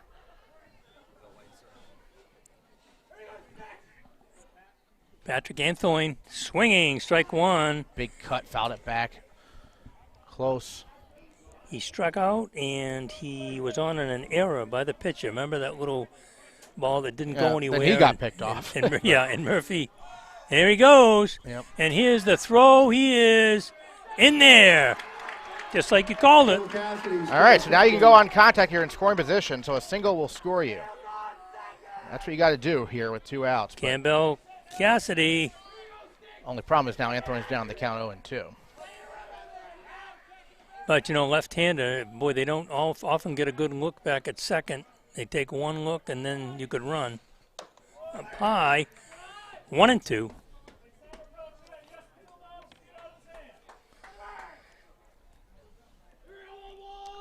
Can Anthony make the adjustments 3rd time around the order here? Foul ball, straight back. And he's not missing by much. When you foul it back like that, you're on it. It's just a matter of inches. So, You know, my coaching point on this one would be never mind what the guys behind you are doing, the second base and shortstop. Watch the pitcher. Those guys don't have the ball. And unless he steps off to throw back. The shortstop's playing over there with 2 outs. I would be defending against a single. There he goes. And the throw is in the dirt. Just what you expect, and that's why you run with 2. Especially if the guy's behind on the count. There we go. Paul Campbell Cassidy, his legs there, and then the throw gets away. Big run there. It doesn't matter now, but I was going to say the shortstop with 2 outs, just worry about filling your position, and because they were leaving Anthony a huge hole on the left side there. Ended up not mattering because Cassidy took third and the throw got away. But from a strategy standpoint, I mean, I'm not sure why he was over there. 2 and 2, yeah. And like I said, the pitcher, unless he steps off, he can't throw to second. So strike 3 looking. So Anthony strikes out, but 4 complete. Your score, Red Balloon 4, Lewiston 1. The legs of Campbell Cassidy, Coach. The Red Eddies have 1 run, no hits, 1 error, and nobody left on base. After 4 complete, it's 4-1 now. Edward Little, we'll be right back after this message. At Sam's, your special, Yeah, you know, Coach spent all this time going back and forth. Specialty and Supreme Pizzas welcome the summer months at Sam's. Choose from Hawaiian, loaded Mexican, chicken, even buffalo, and steak Supreme Pizzas. Take $1 off any mini, $2 off a regular size, and $3 off a large. Celebrate summer and save big at a Sam's near you. Find yours at samsitalian.com. At Sam's, you never had it so good. Let's have some fun this summer. If you've been waiting for the right time to purchase your new car, motorcycle, boat, or RV, the time is now. With Dirigo Federal Credit Union's great low rates for June, they'll help you get on the road, on the trails, and on the water right now. So don't wait. Stop by Dirigo Federal Credit Union's Lewiston, Auburn, Mechanic Falls, and South Paris locations today, just in time to have the best summer ever. Learn more online at dirigofcu.com. We're back. Varsity Baseball on BRG Sports, brought to you by Play It Again Sports in Auburn. The batter is Dimkowski. The catcher, he flied out, popped up to the pitcher on that great play by Clay Robbins. Ball 1. Yeah, Robbins now at 64 pitches. His counterpart, Murphy, at 88 in this game so far, through 4. Remember, we're coming to you on 105.5 and 96.9 FM. WIGY. Line drive to center field, and that's in there. A base hit. He's headed for second. He'll get a stand-up double. That's impressive hitting from the number 9 hitter. Barreled that one up and found a gap for a double. I'm sure taking the Red Eddies a little bit off guard. Typically, you don't see the number 9 hitter do that, especially in high school, but Dimkowski all over that pitch. No, that was a rocket. That's a big hit to turn the lineup over. Cooper St. Hilaire, he has struck out and had a base hit. So runner at second, nobody out. 4-1, Edward Little here in the top of the 5th. Yeah, St. Hilaire last time up hit that slow grounder to second that they do-or-die play and they couldn't make it. He reached. Yeah, it was one of the ones that you wanted the first baseman to come off the bag to get it. That's a tough right in between. Here's the pitch by Robbins. Pop up. Martin's going back, and it's going to be out of play. A lot of hustle out there. Anthony and Parody were out there. Martin's the only one who realized that was going to be a foul ball. The left fielder and the shortstop were sprinting over there, and Martin was like, no, that's not going to be it. Yeah, I got it all away. I see it. 0-2 on St. Hilaire.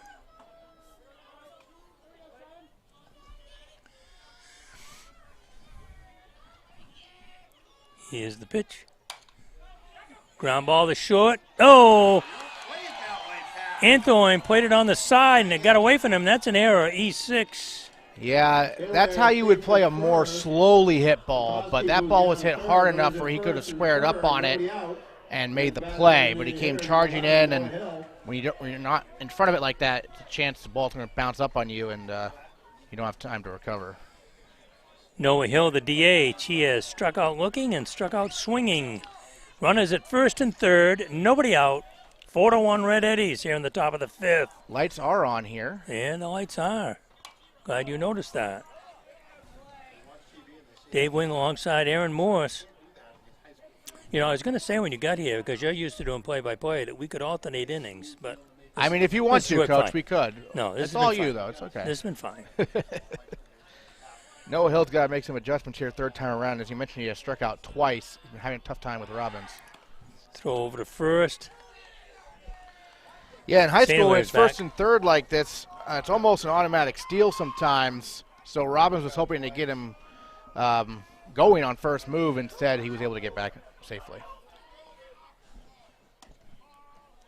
Ball, 1-1 on Noah Hill.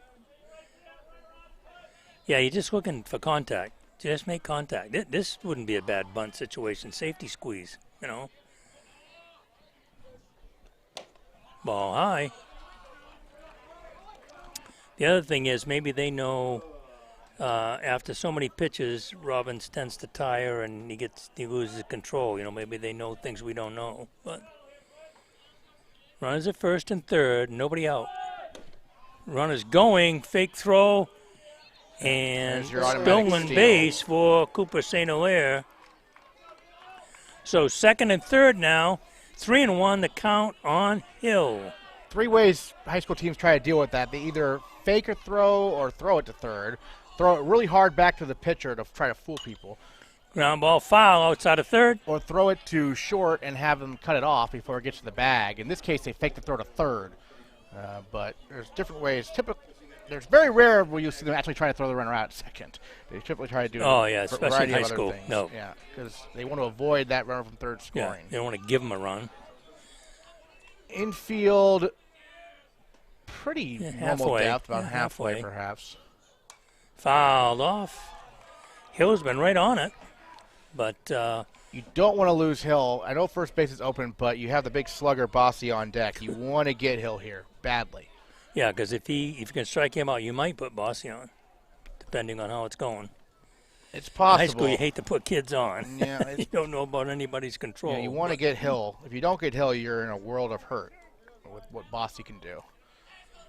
So it's a big pitch here, 3-2. 3-2. Runners at second, third, nobody out. 4-1.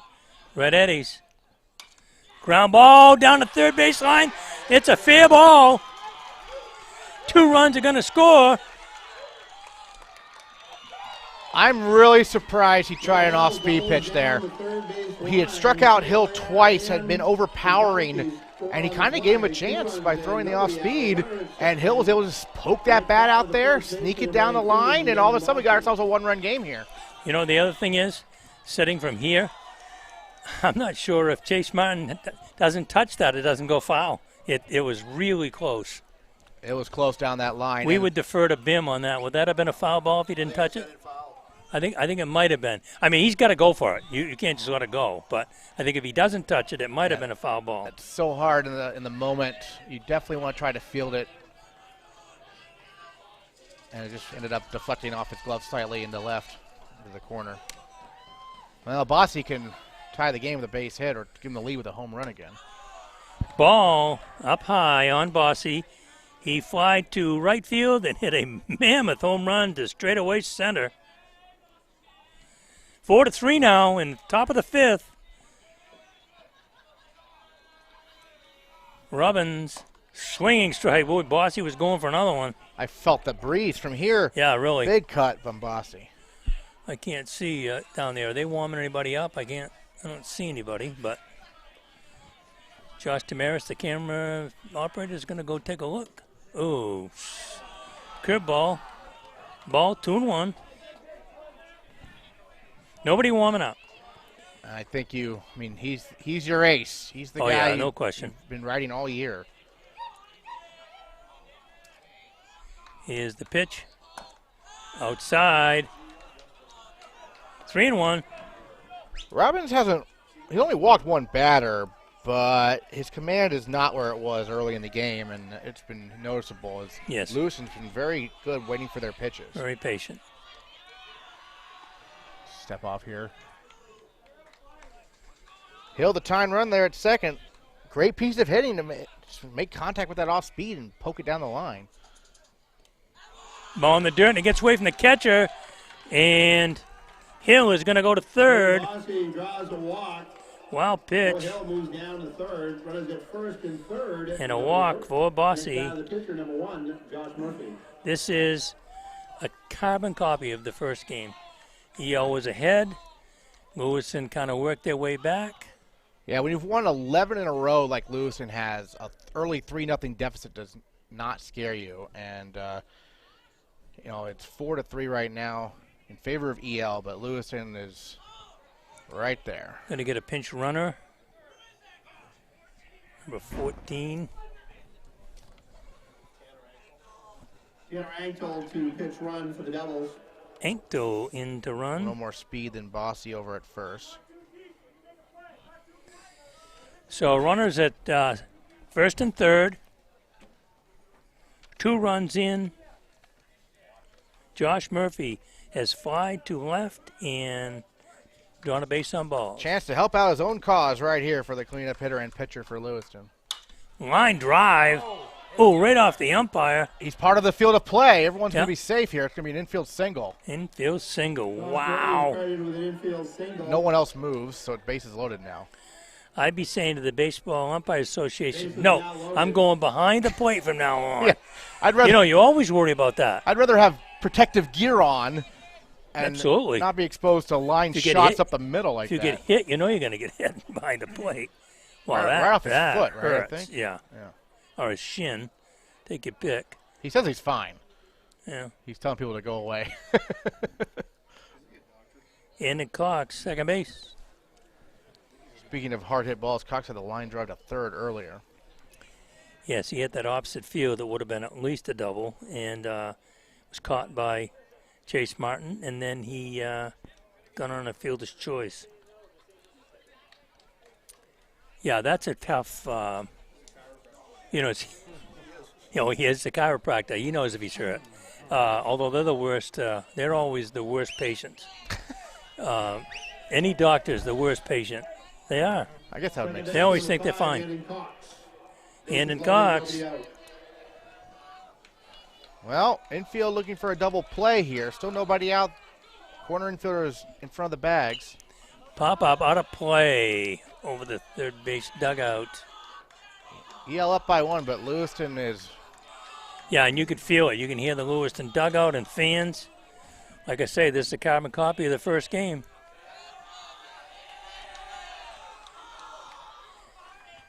Clay Robbins looking in for the sign. Bases are loaded. If you're EL right now, you're an infielder, you have to be thinking right now, what will I do when I get the ball? And I got to keep it in the infield, period. Any way that I can. If they get a run, they get a run, but they don't get 2. You just want to know beforehand what you're going to do with it, so you're not making the decision in the moment. So if you're Martin, you're probably coming home with it on a ground ball. If you're the shortstop of the second baseman, you're trying to turn 2 up the middle. If you're the first baseman, you're probably coming home with it. 0-2 on Cox. He's hit everything to that side.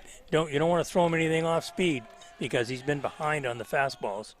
Threw him off speed and froze him. Struck him out. Shows you what I know, off-speed folks. pitch. That was a great pitch. Struck out looking, 1 out. Bases are still loaded. Keegan McLaughlin, the third baseman, he has struck out looking and flied to right field. Bases loaded, 1 out now, 4-3. The Red Eddies are still in the lead. It's a tough inning for Robbins, but he throwing a lot of pitches got this out inning. with a double play ball. Foul ball in the crowd down the left field line. Yeah, what you're hoping for is either a nice easy pop-up that nobody has to move in the infield, or so it's infield fly, or strike him out. 0-1 on McLaughlin. Strike 2. Boy, That is a beautiful pitch. That is a nice-looking curveball he's got there. You can't overuse it, but like I said, there are not a lot of great curveball hitters in high school. Fly ball to right field, and it is a foul ball. Ben was on that because we can't see it. No, we can't quite see down the line. Not I quite was watching there. the first base umpire, and he signaled foul. But that's a pretty good piece of hitting with 2 strikes by McLaughlin. Yeah, really. Going the opposite way. Now, if you're Robbins, I'm trying to maybe, it's still 0-2. I'm trying to maybe elevate a fastball up by his beard here. Hope we'll he see goes what he for does. Oh, he went low with the fastball. Oh, base hit. 1 run is in. Here comes the second run to the plate, and he is out of there. What a throw.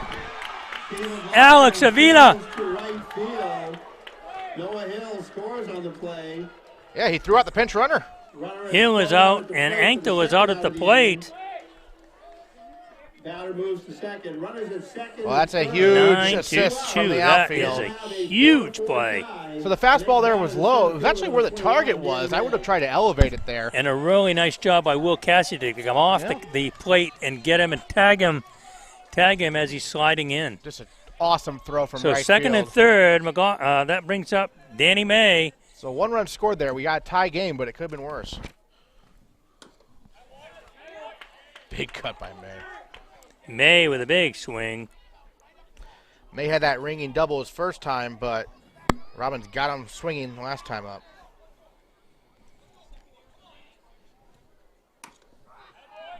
Beauty. So he's got him 0-2 here. 0-2 now.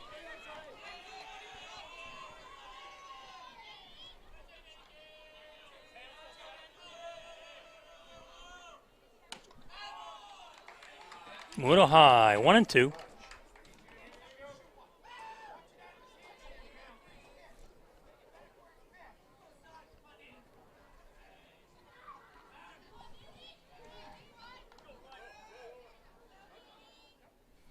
Robbins wants to talk with Cassidy about the signs right now. There is a runner on second. They just want to make sure they're on the same page. And a key situation with a tie game, and obviously a base hit could give Lewiston a 2-run lead here. Brand new ball game though right now in the 5th. After EL had that 3-0 lead, they were up 4-1, but 3 runs here in the 5th inning for Lewiston has tied this game up, and Robbins obviously wanting to make sure he and Cassidy on the same page with second and third here. Got him. Struck him out. Struck out Danny May for the third out. 3 runs. But third 1/2, we're all tied up at 4. For Lewiston, they had 3 runs. They had 1, 2, 3 hits. Coach, he threw 30 pitches in that inning. Wow. And he has 93 pitches now through 5, so that's something to watch out for. So he's caught up, hasn't he? Yeah, because 88 through 4 for the opposition, Murphy. So still more for Murphy in terms of the pace, unless he has a 5-pitch inning. But still, 30-pitch inning there, not what you wanted. Yeah, and what happens is it really wears you down no matter what level you're on. Those are stressful pitches. Doesn't make a difference. Yeah, whether you're a major leaguer or a high school kid, stress guys on and whatever. Or you're wild and you can't seem to find it. Those are stressful situations. So right now, 7-inning game, bottom of the 5th. Both pitchers' pitch counts kind of getting up there. Might end up being a battle of the bullpen down the stretch in a brand new game here. So should be interesting. Both teams have thrown 2 of their better pitchers in this contest, as you might. Rivalry. The difference being Lewiston has to play tomorrow. Everett does not. So that's one thing to watch out for. Well, rivalry game, I think they're both worried about tonight. What do you think? Sure, yeah.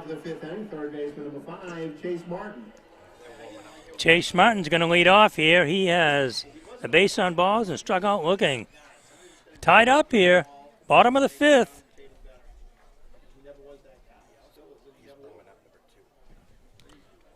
So both teams with bullpen action. Everett Little is getting Avila loose. He has pitched before, yep. Ball high. And we saw he's got a good arm from right field. Yeah, well, we saw that, didn't we? Yeah. Chase Martin. The lights are on. Swinging strike. 1-1. Yeah, Martin fouled that one back. All these batters are aggressive, I tell you. They do not get cheated up there, no doubt about it.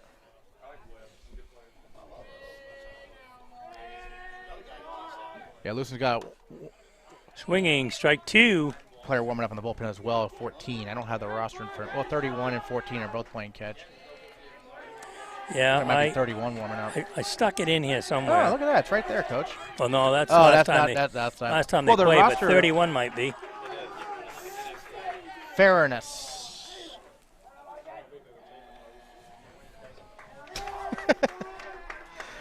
See what Mark can do 2-2. here. Ooh, that hurts. Foul ball off his foot. Might have been off his hip. Was it off his foot? Okay. I don't know. Thought it was his foot. But Can't feel good. What? Saying he's out. Oh, they're saying it didn't hit anything. It just, what? Did he miss it? And It looked like, what? It looked like. I thought he fouled it. Martin down on strikes. Oh, struck him out. Nobody on. The next batter, second baseman number 4, Keegan Mclaughlin. Maselli has flown out today. Bim, we need your expert opinion. We thought he fouled that. Guess not. The umpire thought he missed it. The sound he heard was hitting his leg after he missed it. Swinging strike.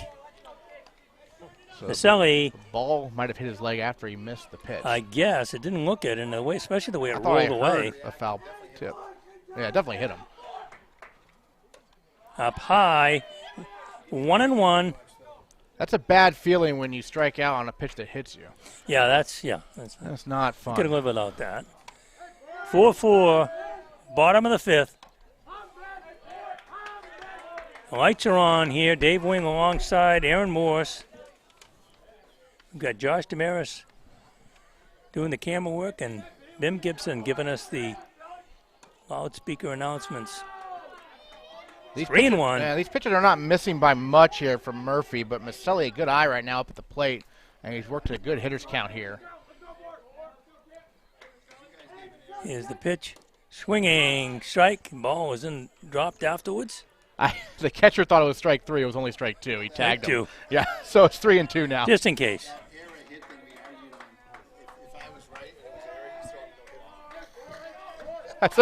That's a really good point. We'll talk about here on the air in a moment after this pitch. Swinging, strike 3. So we got a 4-4 game here in the 5th, which normally you wouldn't think about a no-hitter. In the first inning, Campbell Cassidy hit that roller on the left side that the shortstop for Lewiston tried to backhand, couldn't make the play. He was safe. We thought it was a single. Other people in the press box thought it was an error. If it was an error, if you were to say that was an error, right now Murphy's throwing a no-hitter.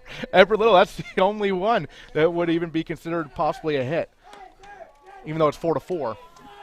Colin Merritt, the first baseman, he got a base on balls. He came around to score, and he struck out. I don't know who ends up being the official scorekeeper for these types of games. Perhaps the home coaching staff. I don't know how that works exactly, but sure isn't me. Good pitch there. 1-1 on Merritt. Big, strong first baseman. 4-4. 5th inning. Foul, just missed it. Straight back. Tell you what, the strikeouts been piling up too. He had 2 last inning, 3 in the 3rd, 2 more here in the 5th alone, 1 in the 2nd, and he struck out the side in the 1st. So I have that as 11 strikeouts. Murphy in the windup, in the dirt. 2-2. Yeah, 11 strikeouts through 4 2/3 for Murph. For Murphy. Murphy, wind up. Here's the pitch. Ground ball to first base. Bossy tags unassisted. 3 unassisted for the 3rd out. No runs, no hits, no errors, and nobody left after 5 complete. 4-4. We'll be right back after these messages. If you're still trying to figure out your employment options and looking for a safe place to work, you may find that what you're looking for is right at your home. At Support Services Group Maine, Great Falls Marketing, we continue to hire remote at-home inbound sales specialists, customer service representatives, and outbound brand ambassadors. The need for our services has increased over the past year, and we've expanded our hiring area to cover the entire state of Maine. We provide all the training you need to be successful to work from home. Apply today at greatfallsmarketing.com. We are an equal opportunity employer looking to keep Mainers employed. We are back here. This is Varsity Baseball on BRG Sports, brought to you by Play It Again Sports in Auburn on 105.5 and 96.9 FM, WIGY. Dave Wing alongside Aaron Morse, Josh Damaris on camera. Down to the wire here, Coach, through 5 innings, all tied at 4. Clay Robbins back out there. He's thrown 93 pitches. Murphy, his counterpart, has thrown 104 through 5 innings of work. EL may or may not have a one hit today. Controversial there. Lewiston, of course, has the big home run by Bossy and the double last inning by Hill. And last inning, of course, 3 runs to tie this game up. So it's a good one here. We got going down the wire. Yeah, I think when we started this, we said it was going to be a good one, and I think each of their games have been good ones. Yeah, Lewiston working on that 11-game winning streak, but EL has beat him once this year already. Number 23, Cole Ulrich. So a pinch hitter here, Ulrich for Lewiston to lead off this inning instead of Lyons. Lyons has looked, frankly, a little bit overmatched against Robbins, so it makes sense that they're pinch hitting, even though it's a lefty against a lefty on the mound. So Woolwich. Ulrich. Yep. Cole Ulrich, I believe. Laid off that one for a ball.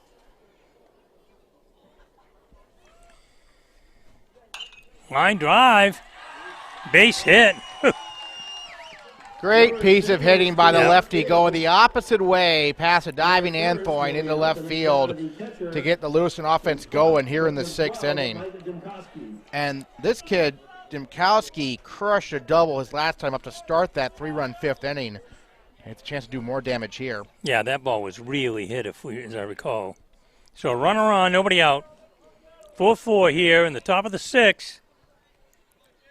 Clay Robbins facing Dimkowski. Line drive into right field, way down the line. Avila's over to get it. Ulrich is going to go all the way around to third. First and third. You know, the first game I did, I don't think Dimkowski played at all. Well, the catcher for Lewiston coming up big in that 9-hole. 2 for 3 now. And that may be it for Robbins. Cooper St. Hilaire, the leadoff batter, he struck out at a single and reached on an error by the shortstop. We're going to count on Bim to tell us who's coming in. Well, they had Avila throwing earlier in right field, but he's not moving yet. They have Avila. They have not made any sort of move yet here, though. So we'll see if they let him try to keep going.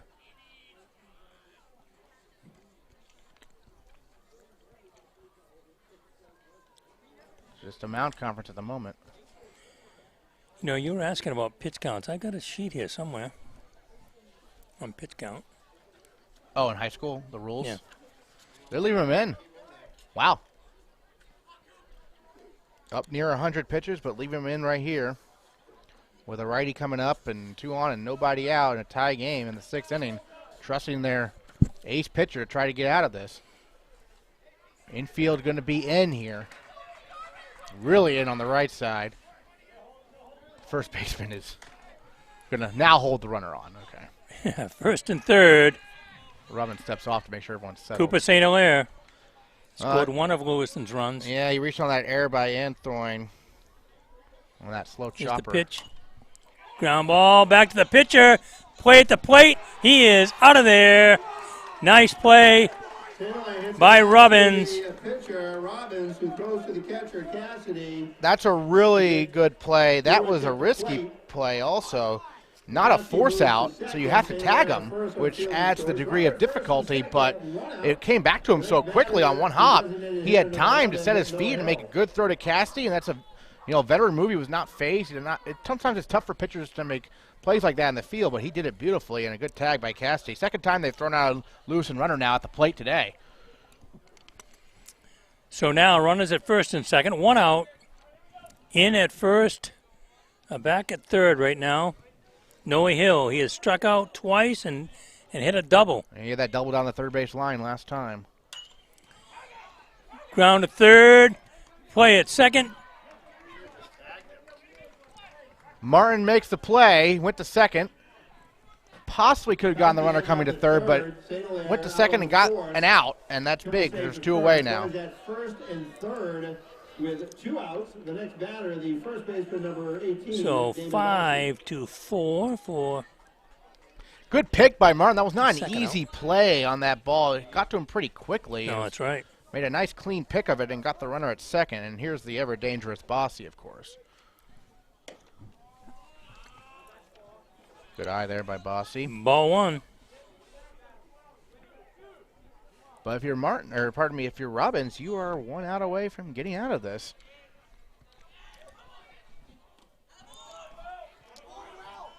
Yeah, and they're going to take no chances running anybody right now, not with Bossy up.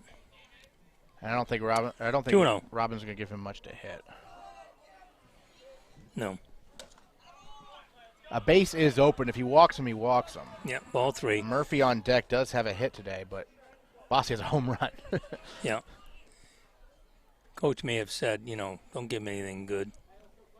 But some guys are bad ball hitters. No, you never know. Good pitch there. Strike, 3-1. Not giving in, getting the strike over.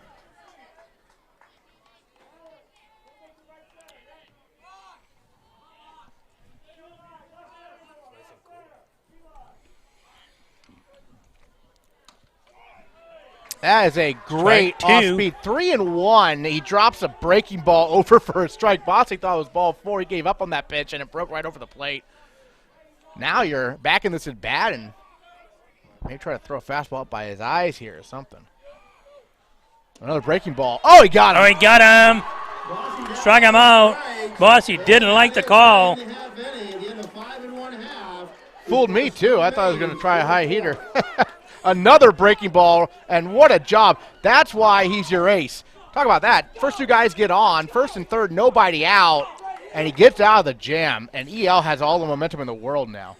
Yeah, they were all set up to score, and that he made a play at the plate by getting a ground ball, and he struck out Lewiston's best hitter, who already had a home run off of him, with curveballs, 3 in a row. When he fell behind 3-0, I thought he was just going to walk him because the base was open, and he came back with a fastball at the knees and back-to-back breaking balls to get Bossy looking.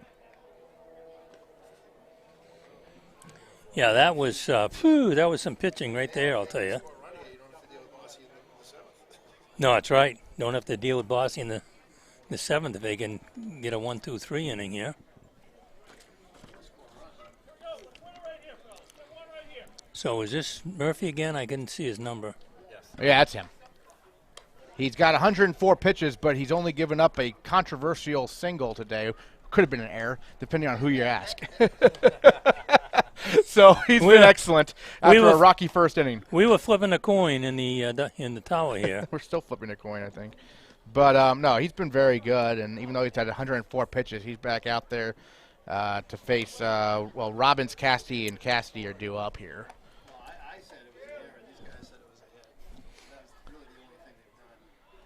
Yeah, was it? Remember the dribbler to the right of the pitcher, and he's left-handed, so he turned and couldn't really get it. I thought the runner was pretty well down the line, Cassidy. So the shortstop tried to backhand in the hole. No, that wasn't the one. That was the one. Yeah, that was the one. The dribbler to pass the pitcher in the hole at short in the first inning. Campbell Cassidy. Yeah, and the shortstop was playing way over by the bag at second, tried to chase it down and couldn't get to it. But nonetheless, EL can make that irrelevant with a nice, solid line drive at some point this inning. We'll see. Robbins takes a ball 1.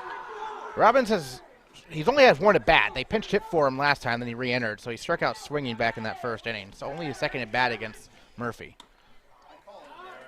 1-1. It's a tough matchup for him, lefty-lefty here. But he can help out his own cause after a Houdini act in the top half of the he did a tremendous job to get out of that inning. Ooh, ball, 2-1. Can you imagine that? 4 runs, and it would have been potentially a no-hitter. According to Bim, it probably is. But good pitch. 2-2. Another fastball from Murphy, who was on the ropes in the first inning. But as I said, if you don't get to him in the first, they did. They got 3 runs. It's tough to get to him after. Swinging, strike 3. Down on strike, 1 out, nobody on. The next 1 out. 12 strikeouts. Will Cassidy got a base on balls and struck out. By the way, one of the other things, there's a fairly long list of things that go when you age. Oh. It's a pretty long list. In here with the lights on and some light here, I can't see my scorebook for beans. Oh, so that's why I'm leaning over here, forgetting what's going on up there. That was a good fastball there for a strike. Strike one. Yep. On Cassidy. Will Cassidy did draw a walk in the first, but like many Reddies, has also struck out today. Oh, check that. No, he did not. 1-1. You know what? They pinch hit for him, so he actually only has one plate appearance. That was in that third inning where they pinch hit for Robbins and Cassidy. So Cassidy's only plate appearance was a walk. Ball, 2-1. Good eye. Senior catcher, great hockey player, valedictorian up there trying to get something going for EO. Swinging strike. They just have not been able to catch up with the fastball at all. No, when it's just, especially when it's a strike, they haven't hit him at all.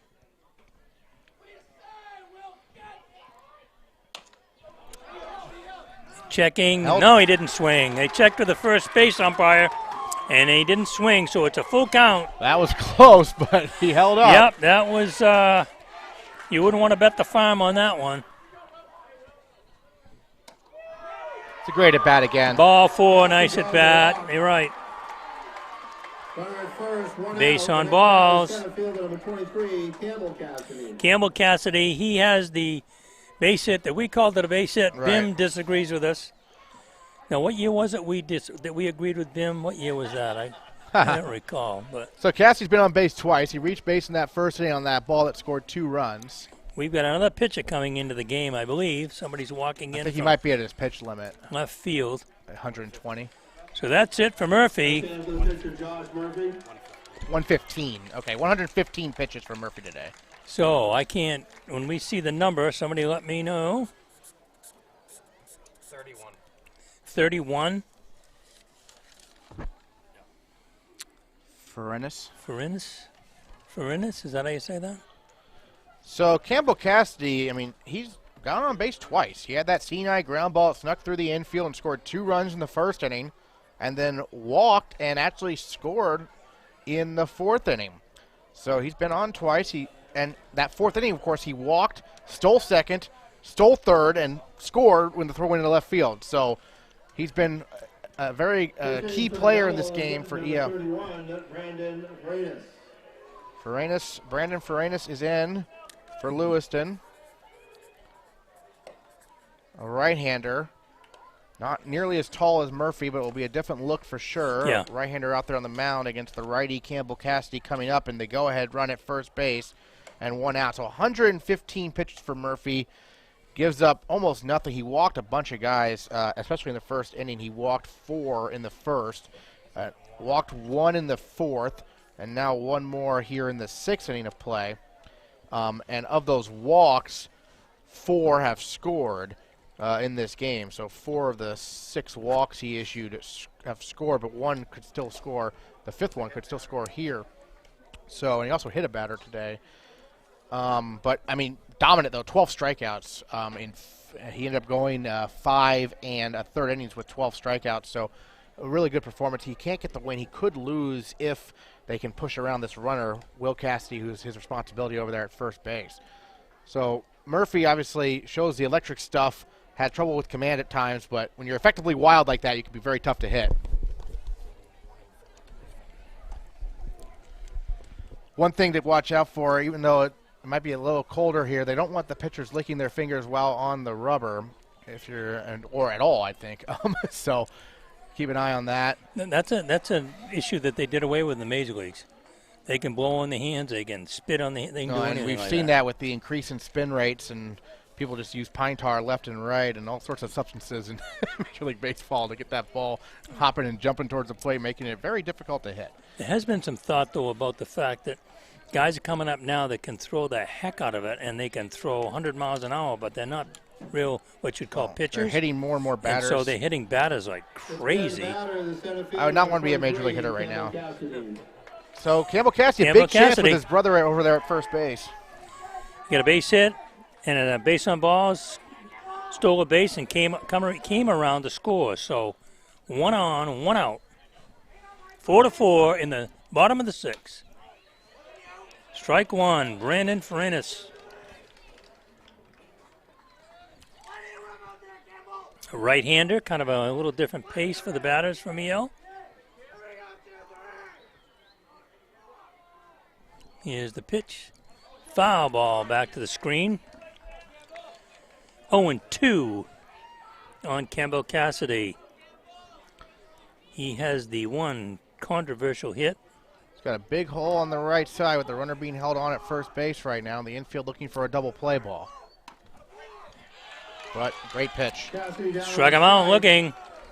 2 outs. Runner at 2 first. down. Pinch hitter for Drew Smith here, I think. The next batter, number 50, Jack Hart. So a senior, Jack Hart, pinch hitting Jack for Hart, the pinch hitting. 9th grader, Drew Smith, who had been hit by a pitch and had struck out today. But this is another case maybe of trying to get a senior in there, although in a very key situation. I think time was called before that pitch. Yeah, by the first base umpire. Will Cassie had asked for time. I'm not sure why, but It was a nice curveball from Brandon no Furness. pitch, though. So can Jack Hart, senior, pinch hitting, find a gap with the go-ahead run at first base, and now they want to talk things over. Darren The Blue Hartley is Devils. coming out. I don't know if he's coming out so the umpire will come in to break up. Oh, he's brought this whole team in. All 9 players are in. Well, not the outfielders, but the infielders are. Oh, okay. I didn't see him out there. That would See? be. I told you that was one of the things that starts to go. I couldn't see him out there. The infielders are in. I'd be very suspicious if the outfielders were also on the mound. There'd be something going on. Could be that play where they fake the throw and, all that stuff. Yeah. Well, no hidden ball trick. The pitcher has the ball. So now we got a clean slate. Strike one. He's locating it well. He doesn't throw as hard as Murphy, but his command seems to be a little bit better. Yep. And he's got a curveball. The one that was no pitch was a nice curveball. Yep. It has cooled off considerably here. Swinging strike, a little overmatched. So 2 strikes on the batter. 2 outs, runner on first. Pitch. Frozen. Curveball, and he got him. Down on strike. Looking. And that completes the 6 innings of play. We're all tied up at 4. No runs, no hits, no errors, and 1 left on base. After 6 complete, 4-4. We'll be back after these messages. Well, here's some good news you and your family can most definitely use. Funtown Splashdown USA is open for the season. This family-owned and operated happy place is ready to welcome you and your friends for some memory-making summer fun. 50 rides and water slides will keep you smiling and screaming with joy during your entire visit. Head to FuntownSplashdownUSA.com for tickets and hours of operation. It's time to let the good times roll again. We count on him. We're back. Remember, this varsity baseball game is brought on BRG Sports, brought to you by Play It Again Sports in Auburn on 105.5 and 96.9 FM WIGY. Clay Robbins moves to right field. Robbins now in right field.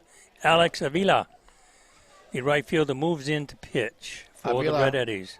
Avila's already saved them a run today with the throw from right field to get the runner at the plate earlier in this game. And, yeah, someone asked if that count against his pitch count. Yeah, it might be 1 pitch, maybe 2.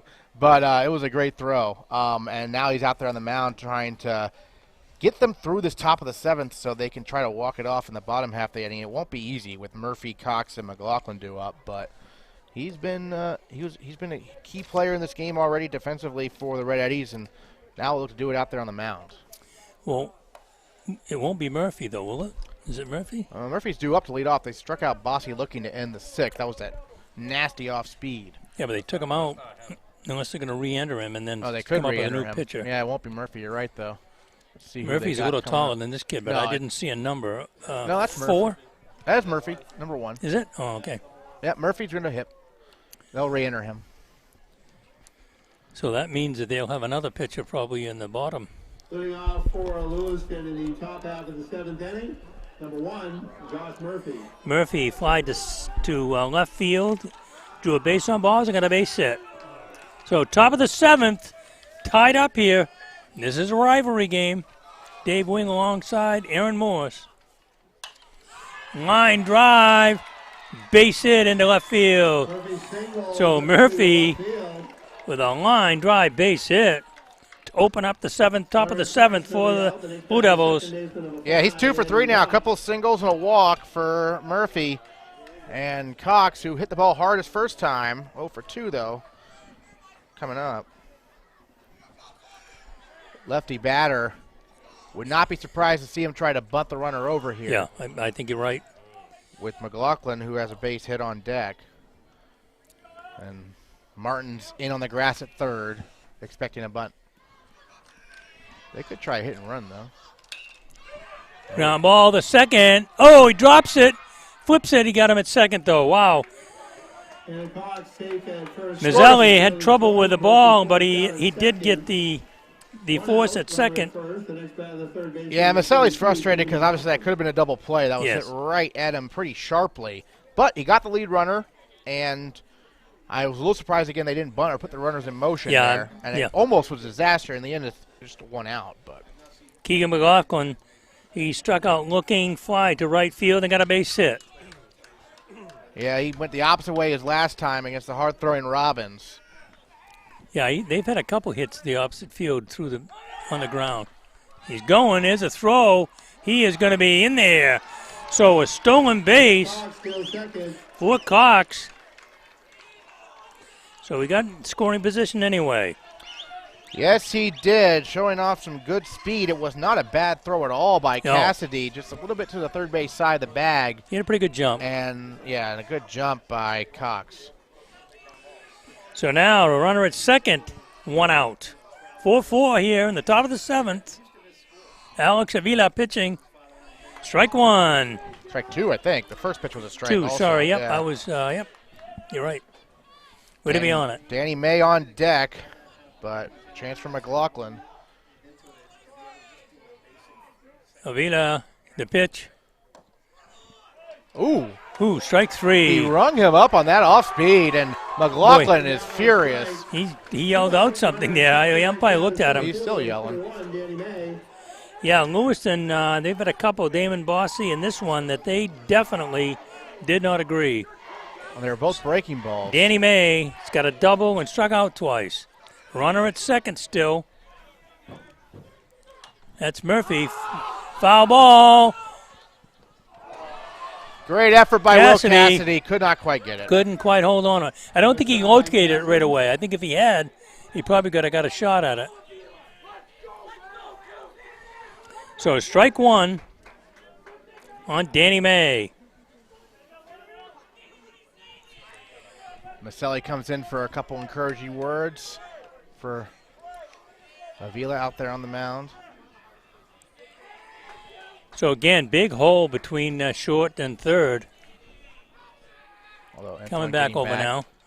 Swinging strike. Is that a foul ball? He got a piece of it for strike 2. When the runner was going to third, I was saying, geez, but that was a foul ball, wasn't it? Just nicked it. Just nicked it. So May down the count here. Did have that ringing double against Robbins back in that third inning, but as you mentioned, has struck out twice since then, and now in the hole here against Avila. 0-2, runner at second. Ball outside, 1-2. Top of the 7th, tie score. Lewiston and EL for IGY Sports. Go ahead run for Lewiston out there, but they need a hit. Avila, the pitch.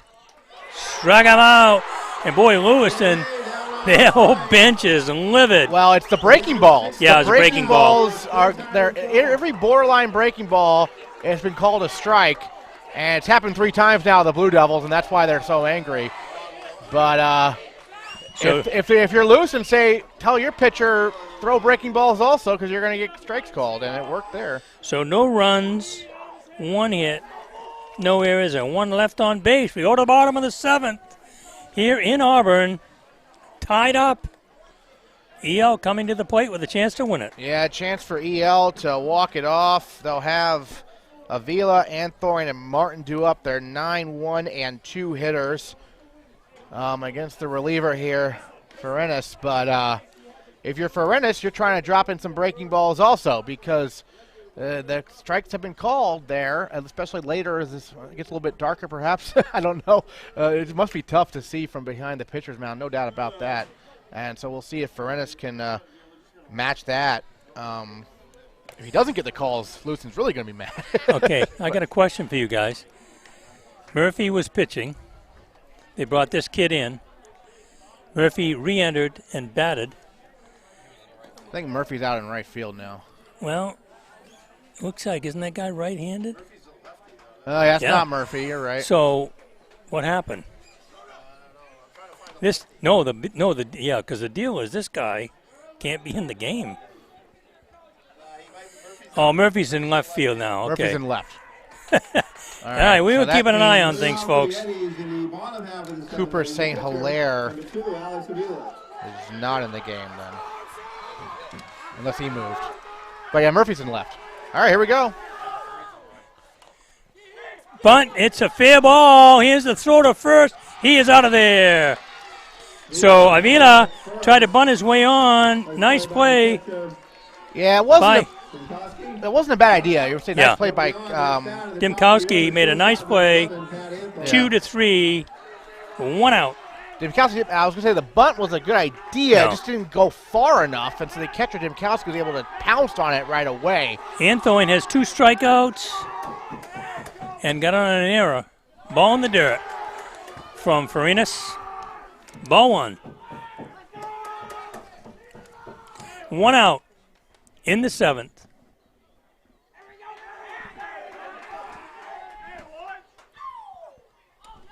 Curve ball, it's a strike. Yeah, he'll get the breaking ball. 1-1. He's got a great breaking ball.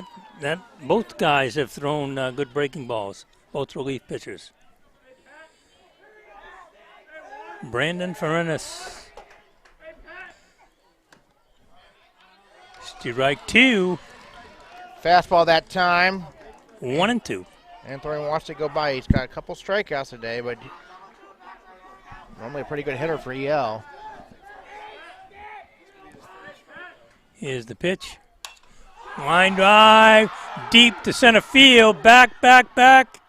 He's got it. Danny May right at the fence. Ooh, Anthony hit that to the deepest part of the ballpark, and the ballpark held it. May had that one all the way, it seemed like. Gave it a ride, but doesn't quite have the bossy power there to get it out. Whew, baby, it looked like that baby had a chance. Chase Martin up. He got to do a base on balls and scored. Struck out twice. Ferenis. Pop up down the third base line. Giving chase is McLaughlin. Out of play.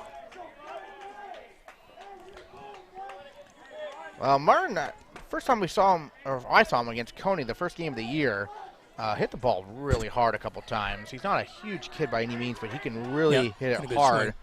Oh, hit him. Hit by pitch. So Chase Martin is on, so a runner on with 2 outs. That's going to bring up Camden Maselli. He drew a base on balls and scored. He's flied out to center and struck out. There cannot be a more sure thing in life than Chase Martin trying to steal second here. Well, I would be betting on if I was a betting man. Not yet. Strike 1 on Maselli. Especially off a right-hand pitcher that's new in the game. He's coming over there. Yeah, he's in there. I had the same thought as I did. But better keep him on. You want to get this guy in scoring position, and Martin also wants to show the hit by pitch didn't bother him. Swinging strike. Still not running. Maselli, good cut, fouled it back. 0-2 on Maselli. Last of the 7th, 4-4 in this rivalry game.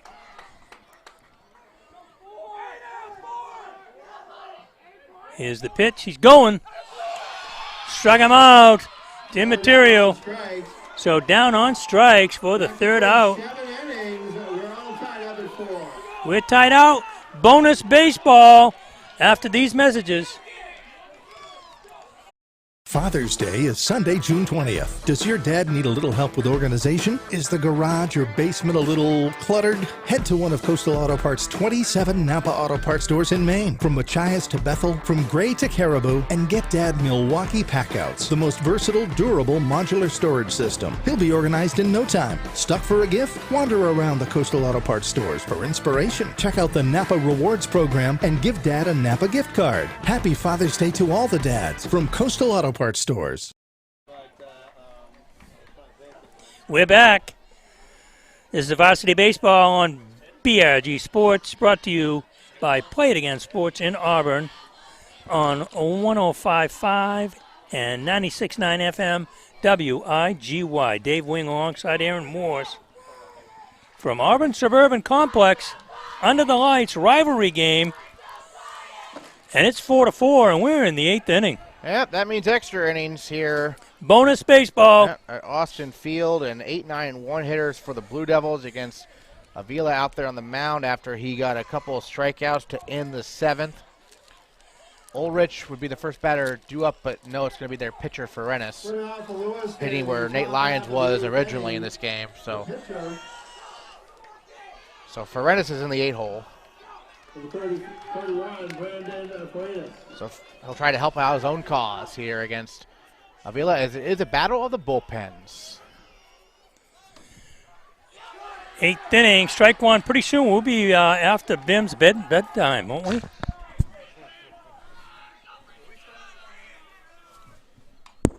Foul ball, strike two.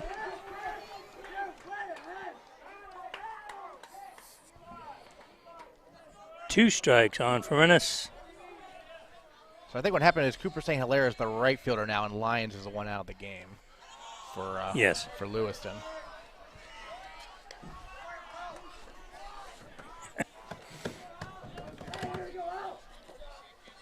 Friends able to watch that one go by. That's ball close. Y'all thought they had that one. 2-2 now.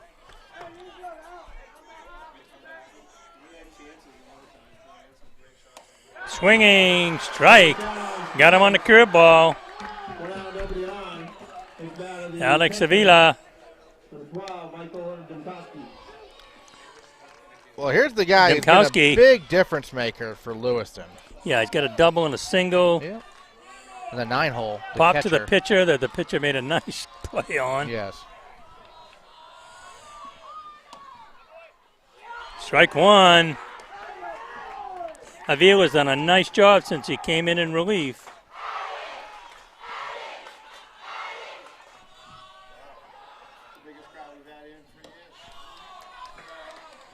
One and one on Demkowski.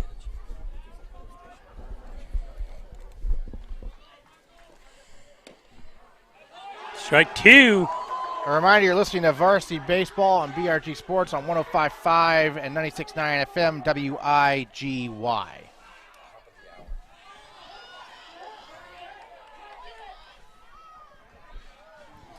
The pitch was in the dirt, and they thought he might have gone after it, but they ruled a ball. 2-2. Yeah.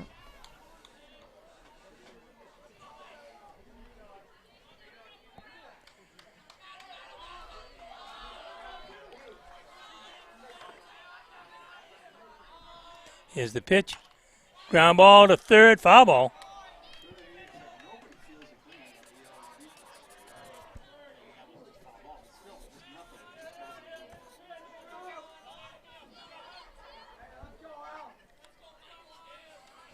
Here's the pitch.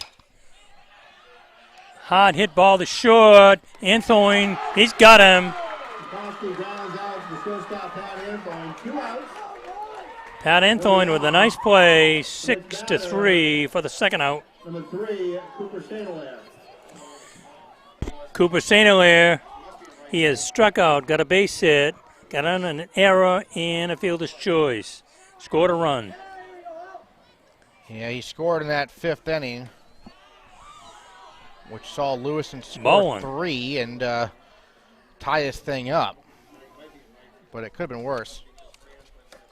Ball, little chin music, ball 2, 2-0. 2 outs, nobody on, 4-4, top of the 8th. EL and Lewiston. Curveball for a strike, 2-1. Boy, they're not afraid to throw their curveball on any count, are they? Any of them. That was a nice pitch.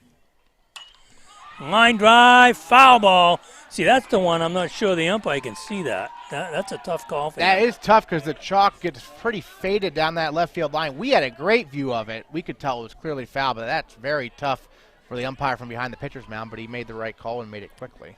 Yeah, we had one the last time I did the game by myself, and Bim and I looked at one down the line, and we both said, woo, I'm not sure how he would make that call. That was tough.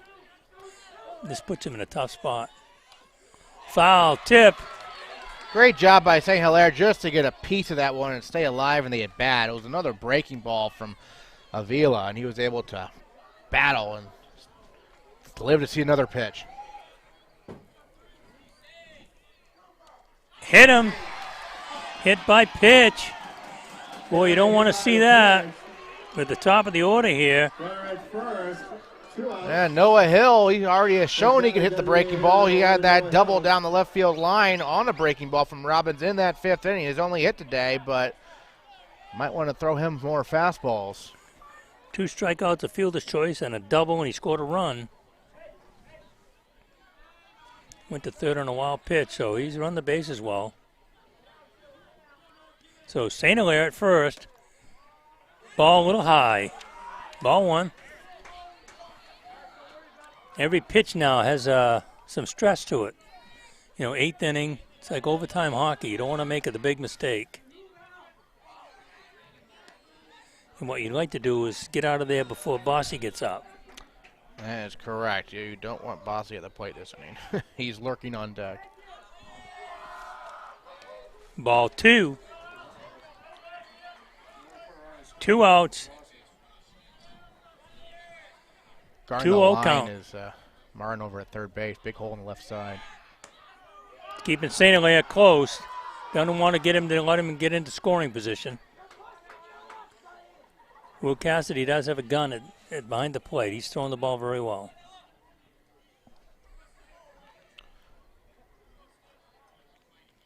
Avila. Pitch.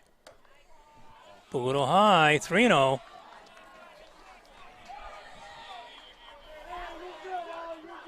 He is getting the take sign, I'm pretty sure here. You think? Yep. If he swings, I would be stunned. Well, no one's swinging at that pitch. Ball 4, so Noah Hill is on base with a base on balls. So now runners at first and second, and that brings up the big hitter. Bossy had a home run in the 4th inning. And then he struck out looking on that controversial breaking ball in the 6th. He was not happy. No, Robbins got out of that huge jam. They're going to run for Hill over at first base. Trying and to they're find a be number. Mound conference. They want to see what do they want to do with Bossy up there. You don't really. No, you can't put him. You know how much Murphy's a great hitter on deck. He's shown that already. Yeah, and you can't put him on. Running over there at first. I'm not sure what the Red Eddies are going to be doing here. Number 2 for Lewiston. Oh, for Lewiston's pinch running. Yep.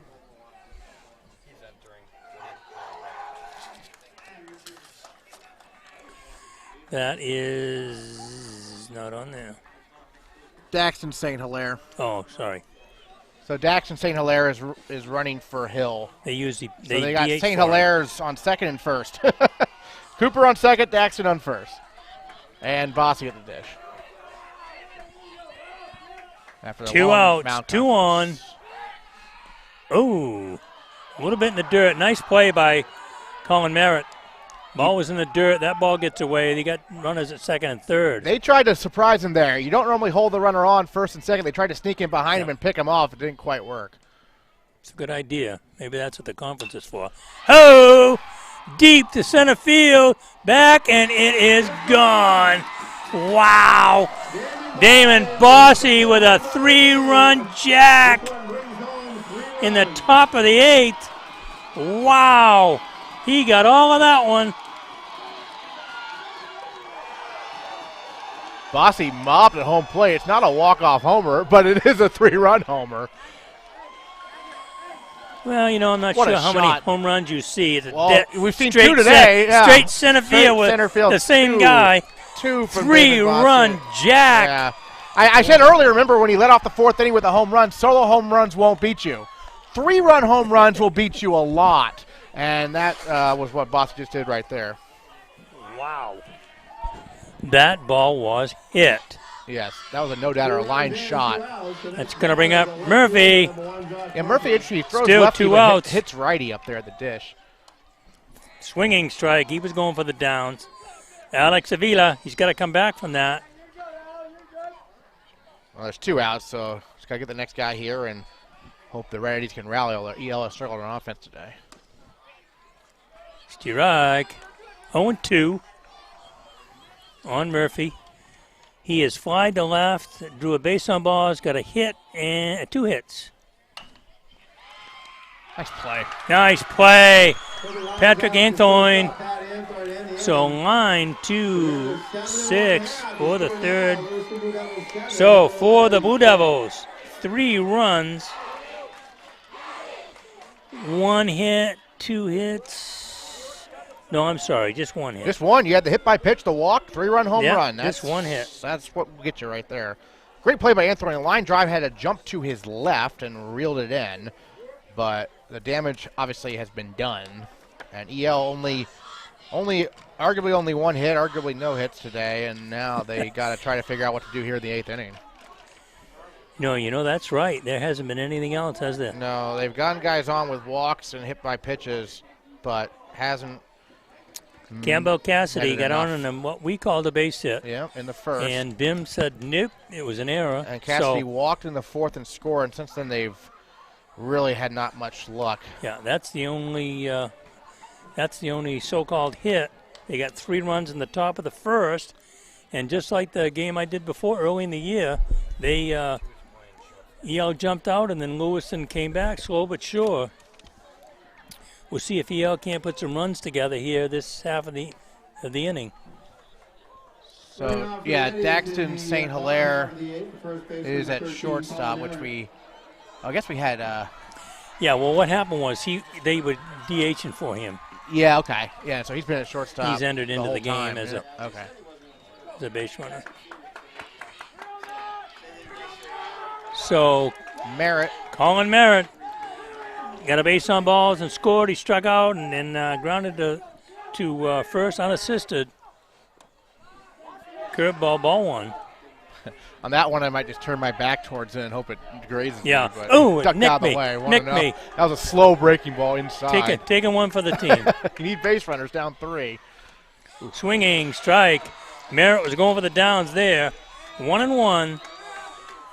EL now trailing 7-4. This will put their tournament spot in a little bit of jeopardy, I'm guessing. I'm not sure how it works in Class A. Foul ball down the line, out of play. I was doing the crowd all the way down the left field line. I was doing the B South game today, and he said, and Don King, the AD at Poland, told me that everyone in B South makes the playoffs, regardless of your record. So I'm not sure how it works in Class A, though. Well, they might have had, is it open tournament, or they do bigger percentage than before? I got to be honest, I haven't paid attention. I didn't think I was going to do games, so. I think everyone makes the playoffs. Yeah, I think that's. Could be open tournament. Yeah. They don't do 1 versus 16 or that kind of thing. They do the lower. They divide it up. And then move it up. 2-2 now on Merritt. Swinging strike. They're down on strikes. 1 out. Nobody 1 out. Next batter, number 7, Clay Robbins. Clay Robbins, he has struck out 3 times. Twice, because they hit for him that 1 inning. Oh, that's right. Yeah, his spot in the order has struck out 3 times. He has struck out personally twice today. There's been a lot of strikeouts around the board. Across the board, I should say. Strike on a nice curveball, 0-1. Fuentes is dealing. I mean, he doesn't throw as hard as Fuentes, Murphy. yeah, totally different pitcher. He's got 4 strikeouts of his own now. Well, he was struck out a lot today. Yep. Ground ball to second. Cox throws him out. 4-3. for the second out. Nobody on. That's a good play. He had to charge hard from Yeah. the spot. Because with a lefty, you're playing further back as a second baseman. So when it's slowly hit like that, you really have to charge in. And you Man. never can be sure what And the a good ground's going play. to do either. You got rough infield. This is Will Cassidy, base on ball, struck out another base on ball. Good fastball from Ferenas. Strike one. Ferenas has looked good. Cassidy's actually been on base both times he's been up. He's walked twice, and they pinch hit for him that one inning. With that weird third inning where they pinch hit for two of their best Oh, that's players. right. All three, yeah. But he has walked twice, so he actually has not been retired yet today.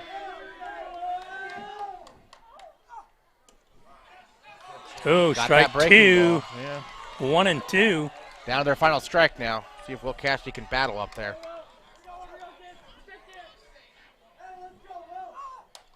Foul ball back. Count remains 1 and 2 to Will Cassidy, the catcher. EL down to their last out, down 7-4 here in the bottom of the 8th. Struck him out to end it. Looking. Your final score, the Lewiston Blue Devils 7, the Evelyn Red Eddies 4. For the Red Eddies, Tonight's game, no runs, no hits, no errors, and nobody left on base. 1, 2, 3. How about a 12-game winning streak for Lewiston? 12-game winning streak. That says a lot about them. And they play Oxford Hills tomorrow. That should be interesting. Yeah, that They're should on a be. roll right now. They Oxford Hills a couple lost times, Oxford Hills earlier in the year, but they've been rolling since then. We're going to go to our Fletcher Ford post-game show. Ripley and Fletcher. Ripley and Fletcher Yeah. Ford post-game show, yep. Post-game show. Well, controversial whether that was a no-hitter or a one-hitter. It's funny, they're celebrating like it was a no-hitter, but at the same time, it's also a rivalry game. So Oh, yeah, no I'm not question, sure if they're rivalry even game. thinking no-hitter Yep. right now. They're probably Yep. just thinking we just beat Edward Little, which they did, and they did it on a 3-run home run in extra innings by Damon Bossy. The EL had the 3 runs in the first inning. Got off to a good start. It was just exactly like the first game that I did between these two teams, where EL jumped out and then Lewiston eventually came back. They got one more back in the fourth to make it. It was 4-4 because Lewiston scored 1 in the fourth, 2 in the fifth, and then 3 in the fifth, and then in the eighth, Damon Bossy hit one that's still going somewhere out there in center field for a 3-run homer. He also had a solo homer in the fourth inning. Yes. So I thought that both pitchers did a really good job keeping people off balance. How many strikeouts did you say that Murphy had? Murphy had 12, and then the reliever Ferenas had 4. So 16 strikeouts for Lewiston pitching. And you know Or check what? that. He had 5. He struck out the last batter of the game. So 17 strikeouts for Lewiston pitching. Yeah, you gotta make more contact. You No, gotta yes. make the other team play the ball, Yeah. and so on. You don't have any idea what EL pitching did for strikeouts. I mean, I can count it up real quick for you. Robin struck out 2 in the first, 1 more in the second. He struck out 2 more in the third, so he had 5 strikeouts through 3 innings. 2 more in the fourth, so he had 7 strikeouts through 4 innings. Struck out 2 more in the fifth, so he had 9 strikeouts through 5. He had 1 more in the sixth, that big strikeout at Boston, so he had 10. 2 strikeouts in the seventh, 12. So 13 strikeouts for Edward Little pitching also. So a lot of strikeouts in this game. A lot of strikeouts in this game, yeah. So I'm going to say, wrapping up our Ripley and Fletcher post-game show. Bessie Miller's player of the game is pretty obvious. You think there's any question about Damon Bossy? 2 home runs. He also made a nice play at first base. He had 2 home runs, a solo, but the big one in the top of the 8th, a 3-run jack. Both of them were straightaway center field. Yeah. And they were no doubters, either one of them. And that really made the difference. For Lewiston's 12th straight win, they finish up with Oxford Hills tomorrow. Yeah. You know where the game is? I had it pulled up earlier, Yeah, Coach, but I don't have it pulled up now. And I think that's it's the at last. Lewiston, but I'm I not think sure. that's the last regular season game for Here the we go. Red Eddies. Home game. Yep, Lewiston's at home tomorrow against Oxford Hills. And So that they're 12 that'll- and 3 now. Yeah, that will be something. They lost to Oxford Hills 3-2 in the first game of the year. Then they lost 12-0 in the second game, and after a 12-10 loss to Edward Little in their third game, they haven't lost since. They also haven't played Oxford Hills since. They've not beaten Edward Little twice since that initial loss. So they've won 12 in a row. See what they do against the first-place Vikings tomorrow. Should be interesting going into the postseason. So, again, thanks to Josh Tamaris for doing the camera work here, and for Aaron Morse. He already had a game today, and he rushed over to make sure he could help on this one. I was pleasantly surprised how short of a drive it was, actually, from Poland to here. So it was good. And we came to you from BRG Sports, sponsored by Play It Again Sports in Auburn. And 105.5 and 96.9 FM WIGY. So good to be on the radio today, for sure. Yeah, so till next time.